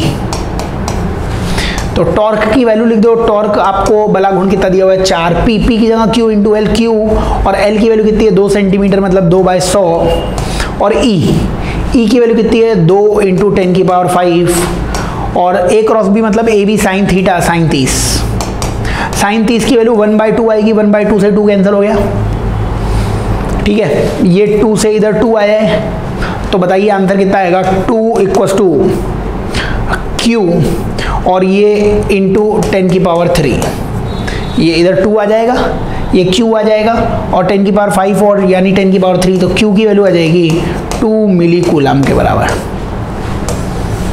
क्वेश्चन बहुत आसान है, आराम से क्वेश्चन पढ़ लो, क्वेश्चन में जो दिया हुआ है वो लिख लो, आंसर आ जाएगा। टॉर्क या बला घूर्ण दिया हुआ है, सॉल्व करोगे आंसर आ जाएगा 2 मिली कूलम के बराबर। आगे चलिए बच्चों, नेक्स्ट क्वेश्चन की तरफ चलते हैं। क्वेश्चन 168, क्वेश्चन नंबर 168 पे आ जाते हैं हम। ये 168 नंबर का क्वेश्चन दिया हुआ है, और ये कैपेसिटर का क्वेश्चन दिया हुआ है। K1, K2, K3, K4, बच्चों ये K4 है, यहाँ पे दिख नहीं रहा होगा आपको, मैं दूसरे कलर से लिख देता हूँ। ये K4 आपको दिया गया है, ये K1, K2, K3 और ये K4 है ना। डाइलेक्ट्रिक भरे हुए हैं, इसमें परावैद्युतांक भरे हुए हैं, K1, K2, K3 और ये K4 मानना है अपने को। और देन इट्स डाइलेक्ट्रिक कांस्टेंट। बच्चों डाइलेक्ट्रिक कांस्टेंट अपने को बताना है, इस फिगर का डाइलेक्ट्रिक कांस्टेंट कितना हो जाएगा। कुछ फॉर्मूलेज आते थे बच्चों, है ना। देखिए ये एरिया का डिवीजन हो रहा है, टोटल एरिया का डिवीजन हो गया ना। तो बच्चों एरिया का जब डिवीजन होता था तो K का फॉर्मूला होता था, K का फॉर्मूला होता था K1A1 plus K2A2 plus K3A3 upon A1 plus A2 plus A3। ये फॉर्मूला पता होना चाहिए आपको जब एरिया का डिवीजन होता था। तो यहाँ से K की वैल्यू कितनी आ जाएगी, K1 plus K2 plus K3 upon 3। इसका मतलब क्या हुआ कि आप इन तीनों जो आपके पास परावैद्युतांक है, इन तीनों डाइलेक्ट्रिक्स को हटा के एक ही डाइलेक्ट्रिक यहाँ पे ये रख सकते थे, है ना। जब ये डाइलेक्ट्रिक रखते आप तो यहाँ पे अब इस पूरी जगह पे क्या है, एक ही डाइलेक्ट्रिक है। उस डाइलेक्ट्रिक की वैल्यू कितनी है, ये है। अब बताओ, और यहाँ पे K4 पड़ा हुआ है, तो अब डिस्टेंस का डिवीजन हो गया। ये भी d/2 डिस्टेंस में, नीचे वाला भी d/2 डिस्टेंस में है। जब डिस्टेंस का डिवीजन होता था तो डिस्टेंस के डिवीजन में फॉर्मूला क्या आता था बच्चों, ऊपर तो लिखते थे d1 प्लस d2, ऊपर तो लिखते थे d1 प्लस d2, और नीचे आता था d1 बाय K1, है ना। इस पूरे का K, अगर K1 को K मान लिया तो d1 bye K1 plus d2 bye K2, K2 की वैल्यू K4 है। ये बच्चों टोटल K की वैल्यू आ जाती। तो ये ऊपर D आता, d/2 कितना हो जाता, D हो जाता, वो नीचे वाले D से कैंसिल हो जाता। तो यहाँ पे आता 1 अपॉन और 1/2K, K की वैल्यू वो सब है, और प्लस 1/2K4, ठीक है। अब इसमें वैल्यूज जो हैं वो आप देख लो। अपन इसमें फॉर्मूला लाते हैं, देखो K1 plus K2 plus K3 upon 3, K1 plus K2 plus K3 upon 3, ये यहाँ पे दिख रहा है। ऐसा ही कुछ फॉर्मेट आने वाला है अपने पास। कैसे आएगा ये फॉर्मेट, यहाँ से 2 ऊपर चला जाएगा तो K की वैल्यू कितनी आ जाएगी, देखो K की वैल्यू आ जाएगी 2 अपॉन 1/K प्लस 1/K4। यहाँ से आप इसी को आगे सॉल्व करोगे अगर, तो इसको आगे सॉल्व करने पे इस K को मैं नीचे ले आता हूँ और इन दोनों को ऊपर ले जाता हूँ। तो कहीं जगह दिख रही है क्या, कहीं जगह दिख रही है क्या, हाँ यहाँ पे जगह दिख रही है। बताओ, इसको मैं ऊपर ले गया, इधर इसको नीचे ले आया तो 2/K की वैल्यू, है ना। इस K को नीचे ले आया तो 2/K की वैल्यू आ गई 1/K प्लस 1/K4। बच्चों ये जो 2/K है, ये तो K टोटल था, ठीक है। ये K टोटल है, ये K टोटल है, तो ये भी K टोटल आ जाएगा। तो 2/K टोटल की वैल्यू 1/K, और ये 1/K कितना था, ये K था। बताओ यहाँ पे इस k की जगह अगर मैं लिखता k1 plus k2 plus k3, k1 plus k2 plus k3 upon 3, तो वो 3 ऊपर आ जाता। देखो यही आंसर आ जाएगा 2/k की वैल्यू कितनी आ जाएगी, k की जगह लिखा k1 plus k2 plus k3 upon 3, वो ऊपर आ गया, और 1/k4। तो ये इस क्वेश्चन का आंसर आ जाएगा। फोर्थ, बहुत आसान क्वेश्चन है, आपको फॉर्मूलेज बताए जाते हैं, आपको क्लास में फॉर्मूलेज बताते हैं हम डिस्टेंस डिवीजन के और एरिया डिवीजन का। एरिया डिवीजन क्षेत्रफल विभाजन का फॉर्मूला क्या होता है, k1 a1 k2 a2 k3 a3 upon a1 plus a2 plus a3। और डिस्टेंस डिवीजन दूरी विभाजन का फॉर्मूला क्या होता है, d1 plus d2 upon d1 by k1 d2 by k2। दो फॉर्मूलेज लगा दो, आंसर आ जाएगा। आओ नेक्स्ट क्वेश्चन की तरफ चलते हैं। इसमें अपन अगला क्वेश्चन 169 नंबर के क्वेश्चन में, बताओ 169 नंबर के क्वेश्चन में बोला हुआ है VA माइनस VB पूछा है कितना होगा। बच्चों इसमें 2 एम्पियर करंट की डायरेक्शन दे रखी थी, यहाँ पे मिसिंग है। 2 एम्पियर करंट की डायरेक्शन ऐसे दे रखी थी, करंट ऐसे मूव कर रहा है। बच्चों करंट जिधर जाता है, करंट हाई सेल हो जाता है तो ये प्लस ये माइनस लगा लेना, करंट हाई सेल हो जाता है ये प्लस और ये क्या लगा लेना, माइनस लगा लेना। तो करंट हाई सेल हो जाता है तो ये प्लस और माइनस ज़रूर लगा लेना यहाँ पे। और ये बैटरी भी दी गई थी अपने को, ये बैटरी बच्चों 3 वोल्ट की, आपको माननी पड़ेगी कि ये बैटरी कितनी थी, 3 वोल्ट की। ये क्वेश्चन में दिया हुआ था, यहाँ पे थोड़ा मिसप्रिंट हो गया है, ठीक है। बताओ अगर हम इसको सॉल्व करते तो आंसर कितना आता।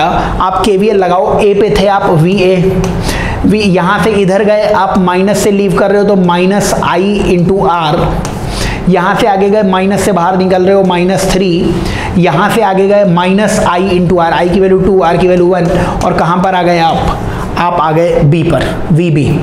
बच्चों ये कितना हो जाएगा, VA -4 -3 -2 इक्वल्स टू VB।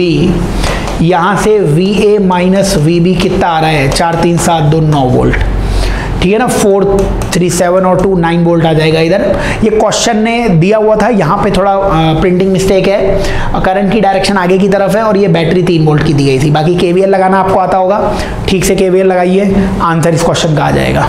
चलिए बच्चों अगले क्वेश्चन की तरफ चलते हैं, नेक्स्ट क्वेश्चन की तरफ चलते हैं। क्वेश्चन नंबर 170, बोलिए 170 क्वेश्चन में बोल रखा है बल्ब ऑफ, एक बल्ब है 500 वॉट और 100 वोल्ट की। बल्ब को मैं एक रेजिस्टर मानता हूँ, एक प्रतिरोध मानता हूँ, बस उसकी मैक्सिमम पावर 500 है और 100 वोल्ट से ज़्यादा अगर वोल्ट लगाओगे तो वो जल जाएगा।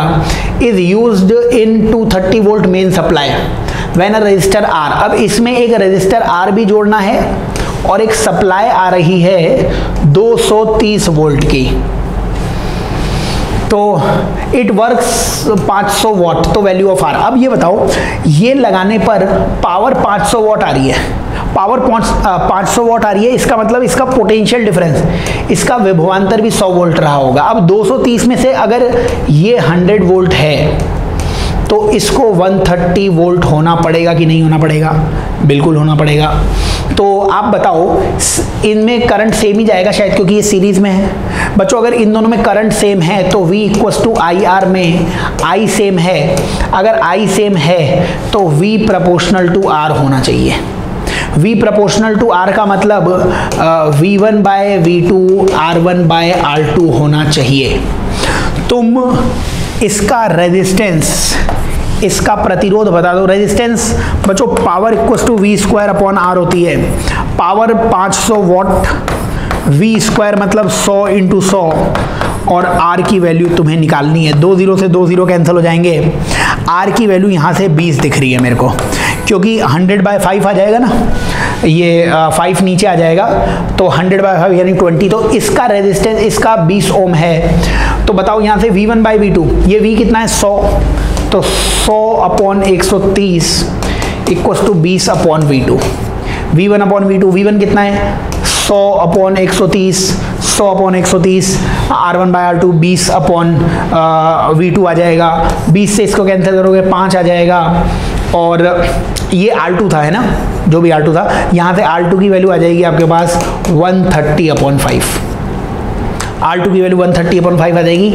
5 2 10 हो जाएगा और 5 6 30 हो जाएगा। यानी कि 26 ओम इस क्वेश्चन का आंसर आ जाएगा।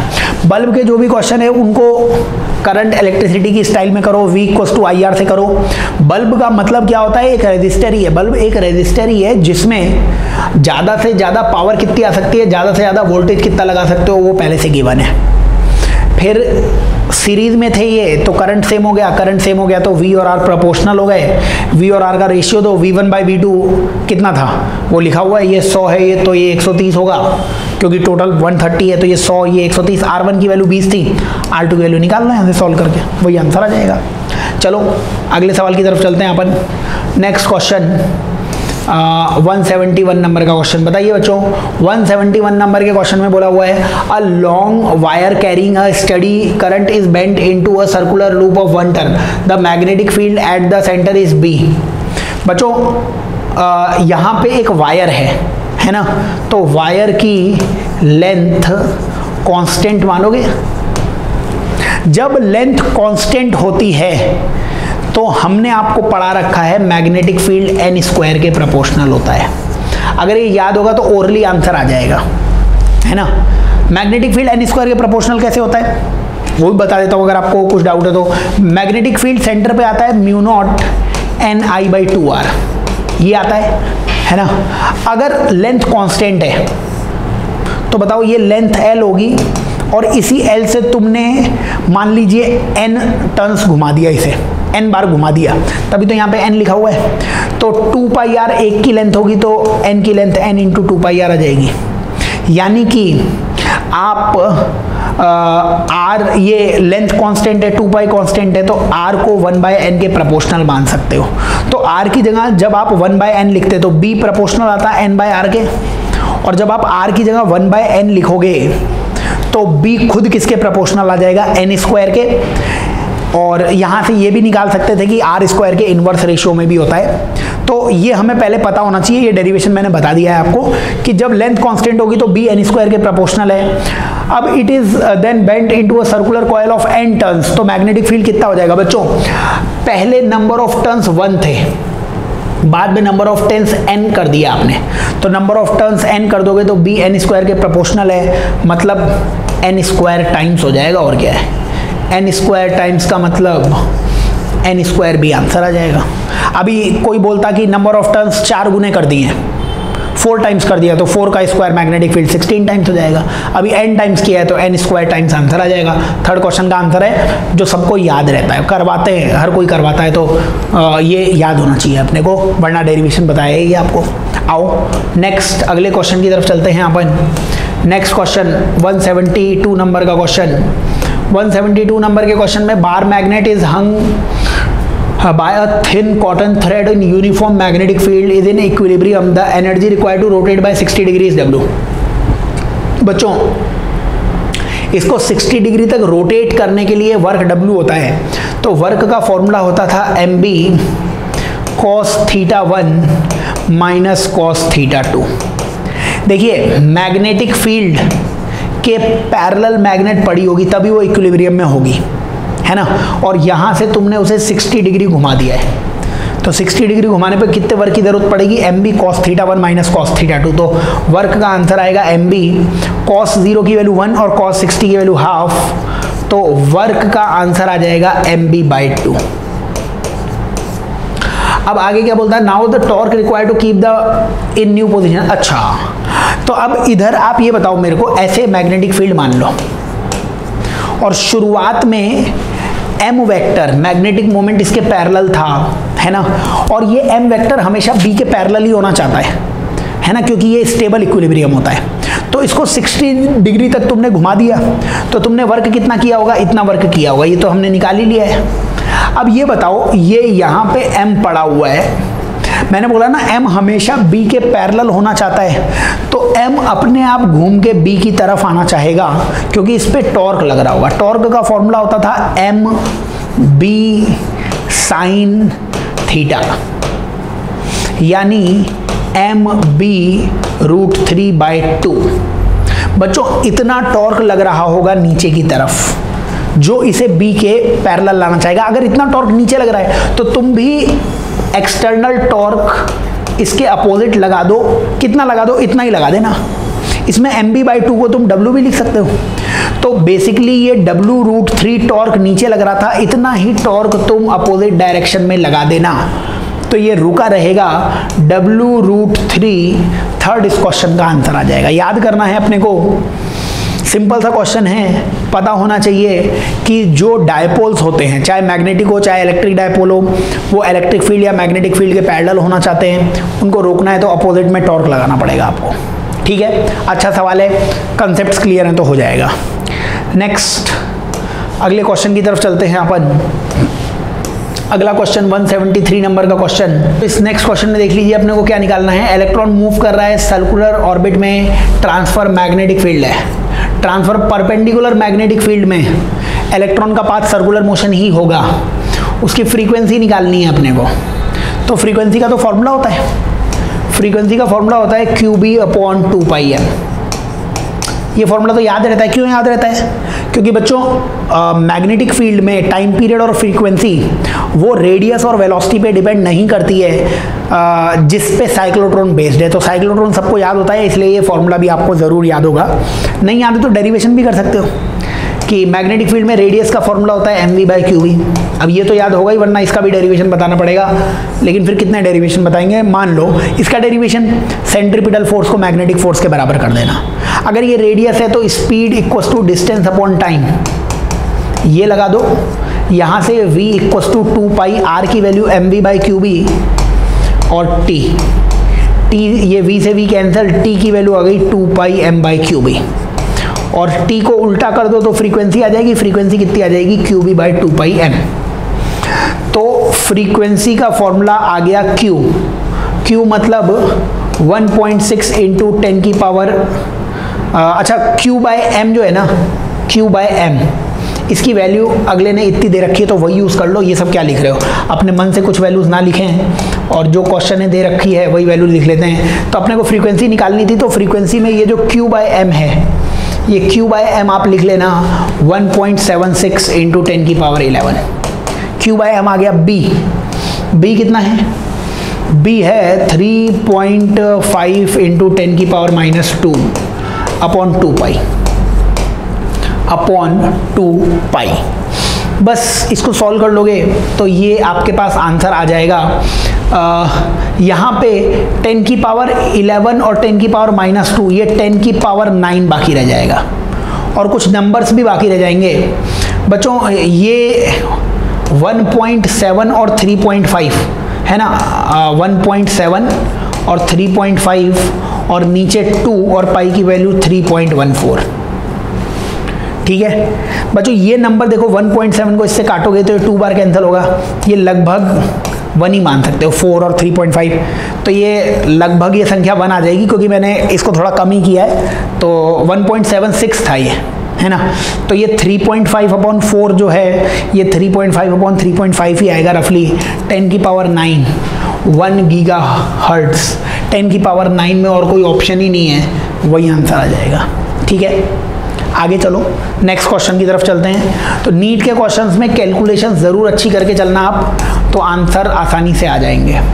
174 नंबर का क्वेश्चन, कौन सा combination better tuning LCR circuit? Communication. बच्चों कम्युनिकेशन अगर आप करोगे तो हमें क्वालिटी फैक्टर पढ़ाते थे, क्वालिटी फैक्टर की वैल्यू ज़्यादा होनी चाहिए। क्वालिटी फैक्टर का फॉर्मूला आता था XL/R, रेजोनेंस पे, अनुनाद पे। XL की वैल्यू XC के बराबर भी हो सकती है, तो क्वालिटी फैक्टर का फॉर्मूला आता था XL/R या XC/R, और XL या XC कुछ भी लिख दो। XL की वैल्यू कितनी होती थी? ωL/R। ये रेजोनेंस फ्रीक्वेंसी है, रेजोनेंस फ्रीक्वेंसी कितनी होती थी? 1/√LC। तो ओमेगा की जगह 1/√LC L/R, तो आ कितना रहा है ये? 1/R√L/C। बच्चों ये क्वालिटी फैक्टर होता है। मेरे को तो यही फॉर्मूला याद है क्वालिटी फैक्टर का, X/R, और रेजोनेंस पे या अनुनाद की अवस्था में होता है, और रेजोनेंस पे XL XC सेम होते हैं, तो कुछ भी लिख दो। अब ये क्वालिटी फैक्टर जिसका ज़्यादा होगा ना, वही आंसर है। अब या तो तुम चारों ऑप्शन डाल के इसमें देखो, एक एक वैल्यू था, और एग्जाम में इसीलिए बच्चे करके नहीं आए थे क्योंकि वैल्यूज डालने में बहुत मुश्किल है। इसमें ये बताओ, इसको मैक्सिमम करना है ना, ये क्वालिटी फैक्टर जितना ज़्यादा होगा, है ना, विशेषता गुणांक जितना ज़्यादा होगा उतना अच्छा कम्युनिकेशन होगा।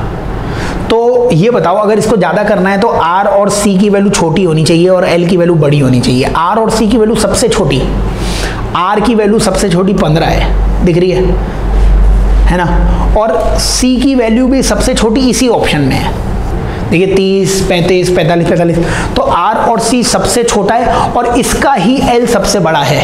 तो यहाँ पे कैलकुलेशन चाहता ही नहीं है, यहाँ पे तो दिमाग लगा दो यार, R और C सबसे छोटा इसी का है और L सबसे बड़ा इसी का है, तो 4th ही इस क्वेश्चन का आंसर आ जाएगा, कैलकुलेशन भी नहीं करनी पड़ेगी। ठीक है, बट याद कर लेना, आपको फॉर्मूलेस पता होने चाहिए तभी आंसर आएगा। पढ़ाते हैं ये आपको ऑल्टरनेटिंग करंट के टॉपिक में। आगे चलते हैं, नेक्स्ट क्वेश्चन की तरफ चलते हैं। यहाँ पर अगला क्वेश्चन नंबर 175। क्वेश्चन नंबर 175 देख लेना, फिर ऑप्शंस इसके बता दूंगा मैं आपको। 175 नंबर के क्वेश्चन में बोला क्या हुआ है बच्चों अपने को? क्वेश्चन में बोला हुआ है कि एक मैग्नेटिक फील्ड है R रेडियस तक, ये R रेडियस, अंदर वाली रेडियस छोटा r ये दी गई है आपको, ठीक है, ये अंदर वाली रेडियस स्मॉल r दे रखी है आपको। Magnetic field changes with time at dB/dt, केवल इसी रेडियस में मैग्नेटिक फील्ड चेंज हो रहा है।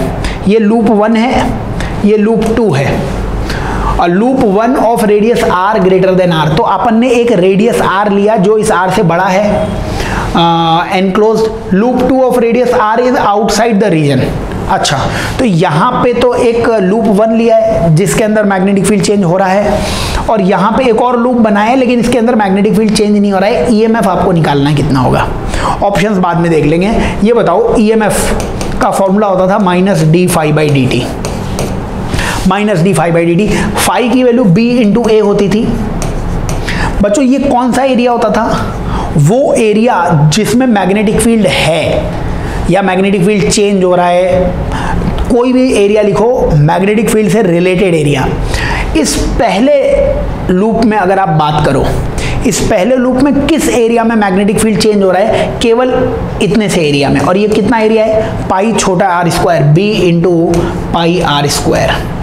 तो अगर आप फर्स्ट लूप का इंड्यूस ईएमएफ लिखते तो वो आता -d/dt, और फाई की जगह क्या आ जाता? b into pi r²। बच्चों पाई r² का डिफरेंशिएशन मतलब कॉमन था, कांस्टेंट था, तो वो बाहर आ गया, और b का डिफरेंशिएशन dB/dt। तो ये फर्स्ट का आंसर आ जाता -dB/dt इंटू पाई r²। ये बताइए मेरे को, इस सेकंड वाले के लिए फ्लक्स ही 0 हो जाता क्योंकि यहाँ पे मैग्नेटिक फील्ड ही नहीं है। तो सेकंड वाले का तो इंड्यूस्ड ईएमएफ 0 है और फर्स्ट वाले का इंड्यूस्ड ईएमएफ का ये आंसर है। ऑप्शंस चेक कर लेते हैं अपन, किस ऑप्शंस में ये आ रहा होगा। तो आप अब ये बताओ मेरे को, ये ऑप्शंस हैं इसमें लिखे हुए, इसमें ऑप्शन लिखा हुआ है पहले का answer -dB/dt into pi r², और दूसरे का आंसर 0, जो कि सही दिया हुआ है, यही आंसर है। सेकेंड ऑप्शन में क्या बोला हुआ है कि पहले का 0, वो गलत हो गया। तीसरे ऑप्शन में बोला हुआ है कि पहले का ऑप्शन तो सही दिया हुआ है लेकिन दूसरे का ऑप्शन 0 होना चाहिए, ये तीसरा ऑप्शन भी गलत। और चौथे में दूसरे का 0 तो सही है लेकिन पहले में पाई कैपिटल R² नहीं आएगा, स्मॉल r² आएगा। तो फर्स्ट ऑप्शन इसका सही आ जाएगा। वापस से मैं बता भी देता हूं आपको, याद करना है अपने को, जब भी अपन इंड्यूस्ड ईएमएफ की बात करेंगे, है ना, तो इंड्यूस्ड ईएमएफ में आपको हमेशा फ्लक्स जो लिखना होता है, कौन सा फ्लक्स लिखना होता है? उस एरिया के रिलेटेड जिस एरिया में मैग्नेटिक फील्ड होता है। इसलिए पहले का फ्लक्स जब आप लिखेंगे तो पहले के फ्लक्स में b इंटू ए आएगा, लेकिन कौन सा एरिया आएगा? पाई r² आएगा। और इसका डिफरेंशिएशन करेंगे तो इसका आंसर जैसा कि मैंने बताया dB/dt इंटू पाई r² आएगा, और -d∅dt होता है, और इसका आंसर 0 आएगा। ऐसा एक ही ऑप्शन था, वो करेक्ट आंसर आ जाएगा। आइए नेक्स्ट क्वेश्चन की तरफ चलते हैं बच्चों। तो अगला सवाल 176 नंबर का जो क्वेश्चन है, इसमें देख लीजिए 176 नंबर के क्वेश्चन में बोला हुआ है potential difference across resistor, capacitor, inductor, ये आपको दिया हुआ है। आपको पावर फैक्टर निकालना है, शक्ति गुणांक निकालना है। बच्चों शक्ति गुणांक का फॉर्मूला क्या होता है? शक्ति गुणांक हम cos फाई को बोलते थे और उसका फॉर्मूला R/Z होता था। अब ये cos फाई निकालने के बहुत सारे तरीके हैं, या तो तुम R/Z निकाल लो, है ना, और R/Z ना निकले तो ऊपर नीचे मल्टीप्लाई कर दो I से और I से, तो V = IR होता है, ये VR आ जाएगा। ये वी आर आ जाएगा। आई इंटू जेड मतलब ये टोटल पोटेंशियल डिफरेंस आ जाएगा। वी आर की वैल्यू कितनी दे रखी है, रेजिस्टर का 80 दे रखा है, पोटेंशियल डिफरेंस 80 आ जाएगा। बच्चों टोटल पोटेंशियल डिफरेंस कितना होता था, टोटल पोटेंशियल डिफरेंस होता था रूट के अंदर आर का स्क्वायर, आर मतलब वी आर का square plus V L minus V C, तो 100 माइनस 40 का वी स्क्वायर। ये बताइए 100 माइनस 40 कितना हो गया, 60 हो गया। 60 का स्क्वायर और 80 का स्क्वायर वो 100 के स्क्वायर के बराबर होता है। 100 का स्क्वायर बाहर लेंगे तो वो कितना आ जाएगा, 100 ही आ जाएगा। 0.8 इसका आंसर आ जाएगा।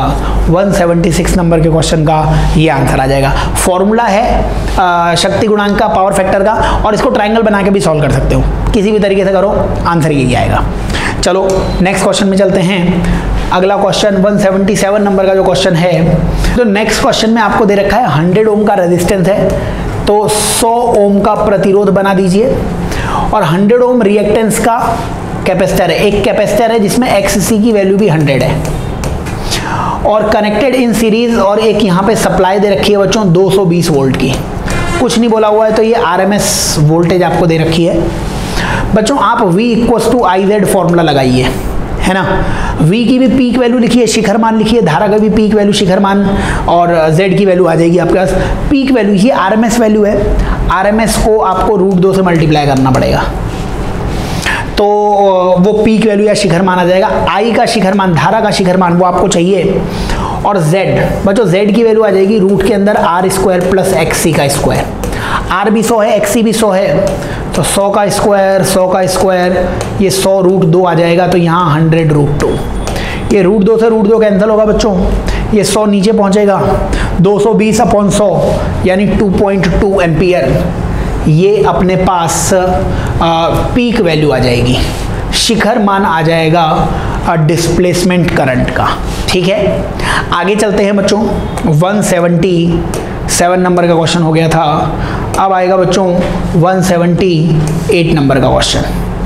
बताइए 178 नंबर के क्वेश्चन में बच्चों ऑप्टिक्स के सवाल में बोला हुआ है कि 2 आइडेंटिकल ग्लास, म्यू की वैल्यू 3/2 दे रखी है, इक्वी कॉन्वेक्स लेंस। बच्चों इक्वी कॉन्वेक्स लेंस मतलब ऐसे दो प्यारे प्यारे लेंस ये रखे गए हैं, और each of focal length f दे रखी है, दोनों की कॉन्टेक्ट में दोनों रखे हुए हैं। द स्पेस बिटवीन, अच्छा अब इनके बीच में कुछ जगह भी दिख रही होगी आपको, इनके बीच में ये जगह दिख रही है, देखिए इनके बीच में ये जो जगह दिख रही है, इस जगहों को भी इन्होंने क्या कर दिया, पानी से भर दिया है। तो यहाँ पे वाटर है, और यहाँ पे क्या था, ये जो पहली आकृति बनी थी ये ग्लास से बनी हुई थी, ये ग्लास से बनी हुई है। फोकल लेंथ, कॉम्बिनेशन की फोकल लेंथ निकालनी है, पहले इस ग्लास की फोकल लेंथ निकालते हैं।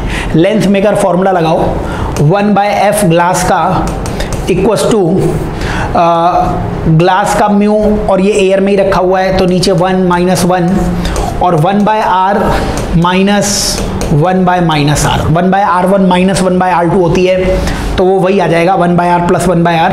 ये कितना आ गया यहाँ से, 3/2 - 1 यानी 1/2, और ये माइनस माइनस प्लस हो गया, तो 1/r प्लस 1/r मतलब 2/r, यानी फोकल लेंथ ग्लास की आ रही है 1/r के बराबर। ठीक है, ये तो इन दोनों ग्लास की बात हो गई। अब ये बीच में एक क्या है, अपने पास पानी है, तो अगर ये बीच में पानी है तो इस पानी के लिए भी अपने को क्या निकालनी पड़ेगी, फोकल लेंथ। तो 1/, फोकल लेंथ अब वाटर की, इसमें क्योंकि ये लेंस बन रहा है कॉनकेव, तो कॉनकेव लेंस बन रहा है, तो पहले ही बाहर माइनस लगा दो, और आएगा वही, इसका म्यू दिया होगा 4/3, तो 4/3 - 1, 1/r1 माइनस 1/r2 करोगे वही आएगा, 2/r ही आएगा, क्योंकि एक का माइनस लिखोगे एक का प्लस आ जाएगा। ये बताओ 4/3 - 1 कितना होता है, 4/3 - 1 होता है -1/3 और इंटू 2/r, समझ रहे हैं। तो ये कितना हो जाएगा अपने पास 1/fw, यहाँ पे लिख देता हूँ 1/fw, उसकी वैल्यू आ रही है कितनी, -2/3r। बच्चों ये हमने क्या निकाल लिया, हमने इन तीनों की अलग अलग फोकल लेंथ निकाल ली। हमें तो क्या चाहिए था, फोकल लेंथ कॉम्बिनेशन की, इन सब की। तो यहाँ पे 1 2 3, ये 3 है, तो 3 बार फोकल लेंथ जोड़नी पड़ेगी, तो 1/f टोटल, 1/f टोटल की वैल्यू आ जाएगी 1/f ग्लास 1/f ग्लास कितना है 1/r, plus 1/f water, 1/f water कितना था -2/3r, और 1/f इस ग्लास का कितना था 1/r। इसको अगर आप सॉल्व कर लो, खाली जगह आपको दिख रही होगी, चलो यहाँ पे एलसीएम ले लेते हैं। ये एलसीएम 3r आ गया, ऊपर कितना आ जाएगा 3 -2 + 3, बोलो 6 - 2 कितना हो गया 4, तो 4/3r की वैल्यू आ रही है 1/f के बराबर। सेकेंड लास्ट क्वेश्चन पे चलते हैं बच्चों, मतलब 44th नंबर का जो क्वेश्चन होगा वो है, क्योंकि इस कोड में लास्ट पेपर था फिजिक्स का, इसलिए इसकी वैल्यू 179 दे रखी है आपको। तो बच्चों ये जो नेक्स्ट क्वेश्चन है, इसमें आपसे बोला हुआ है एयर बबल दिया हुआ है ग्लास स्लैब में, है ना, और एक तरफ से देखने पर वो 3 सेंटीमीटर गहराई पर दिखता है और एक तरफ से देखने पर वो दिखता है 5 सेंटीमीटर की गहराई पर। तो ये ग्लास स्लैब है, मान लीजिए ये डिस्टेंस x होती तो अपेरेंट डेप्थ का फॉर्मूला होता था x/μ, ठीक है। इस तरफ से ये टोटल लेंथ आप l मान लीजिए, तो इधर से ये लेंथ कितनी आ गई l - x, तो अपेरेंट डेप्थ कितनी दिखेगी आपको l - x/μ।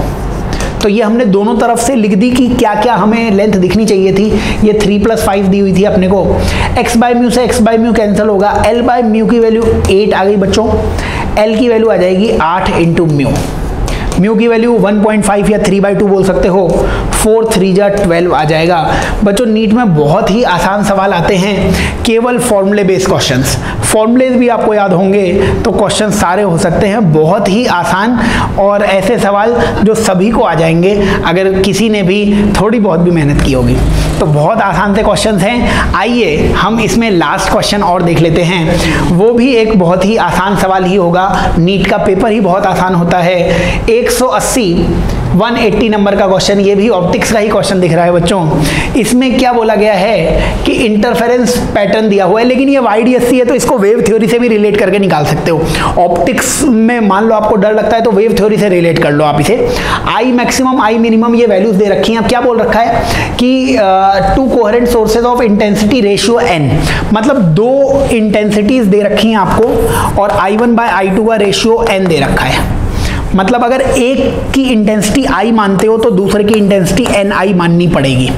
बच्चों I मैक्सिमम इंटेंसिटी का फॉर्मूला ये हम कई जगह लिखवाते हैं, वो आता है √I1 + √I2 का होल स्क्वायर, और मिनिमम इंटेंसिटी का फॉर्मूला वो आता है √Ni मतलब √I1 - √I2 का होल स्क्वायर। ये फॉर्मूले कैसे आते हैं बच्चों? एम्पलीट्यूड का फॉर्मूला होता था, वेक्टर में पढ़ाते थे 11th का पहला टॉपिक कि a की वैल्यू आती थी √A1² A2² 2A1 A2 cos theta, है ना। तो वहां से आप a² की जगह I लिख सकते हो, तो नेट इंटेंसिटी बनती थी I1 + I2 + 2 √I1 I2 cos theta, और वहां पे आप cos थीटा की वैल्यू एक बार मैक्सिमा लिख दो एक बार मिनिमा लिख दो, तो ये ऑप्शंस बन जाते थे। ये I मैक्सिमम I मिनिमम है, ये यहाँ पे लिख दो बच्चों, आंसर आ जाएगा। आओ इसको सॉल्व करनी पड़ेगी, मैथमेटिकल जाना पड़ेगा आपको, और नीट में केवल मैथ्स अगर आपकी ठीक होगी तो पेपर सॉल्व हो जाएगा। बोलिए I मैक्सिमम का फॉर्मूला कितना है? ये है। इसको a + b का होल स्क्वायर कितना होता है बच्चों? a² + b² + 2ab, इसको मल्टीप्लाई करोगे तो √n × I आ जाएगा, क्योंकि √I × √I वो I रह जाएगा। इसमें माइनस करना है I मिनिमम, तो माइनस ये वाली वैल्यू, बोलो ये कितना हो जाएगा? a - b का होल स्क्वायर। a - b का होल स्क्वायर आता है बच्चों a² + b² - 2ab, तो माइनस यही आ जाएगा 2I √n। नीचे भी यही टर्म आएगी, बस बीच में प्लस आ जाएगा, तो Ni + I + 2 √Ni और plus Ni + I - 2I √n।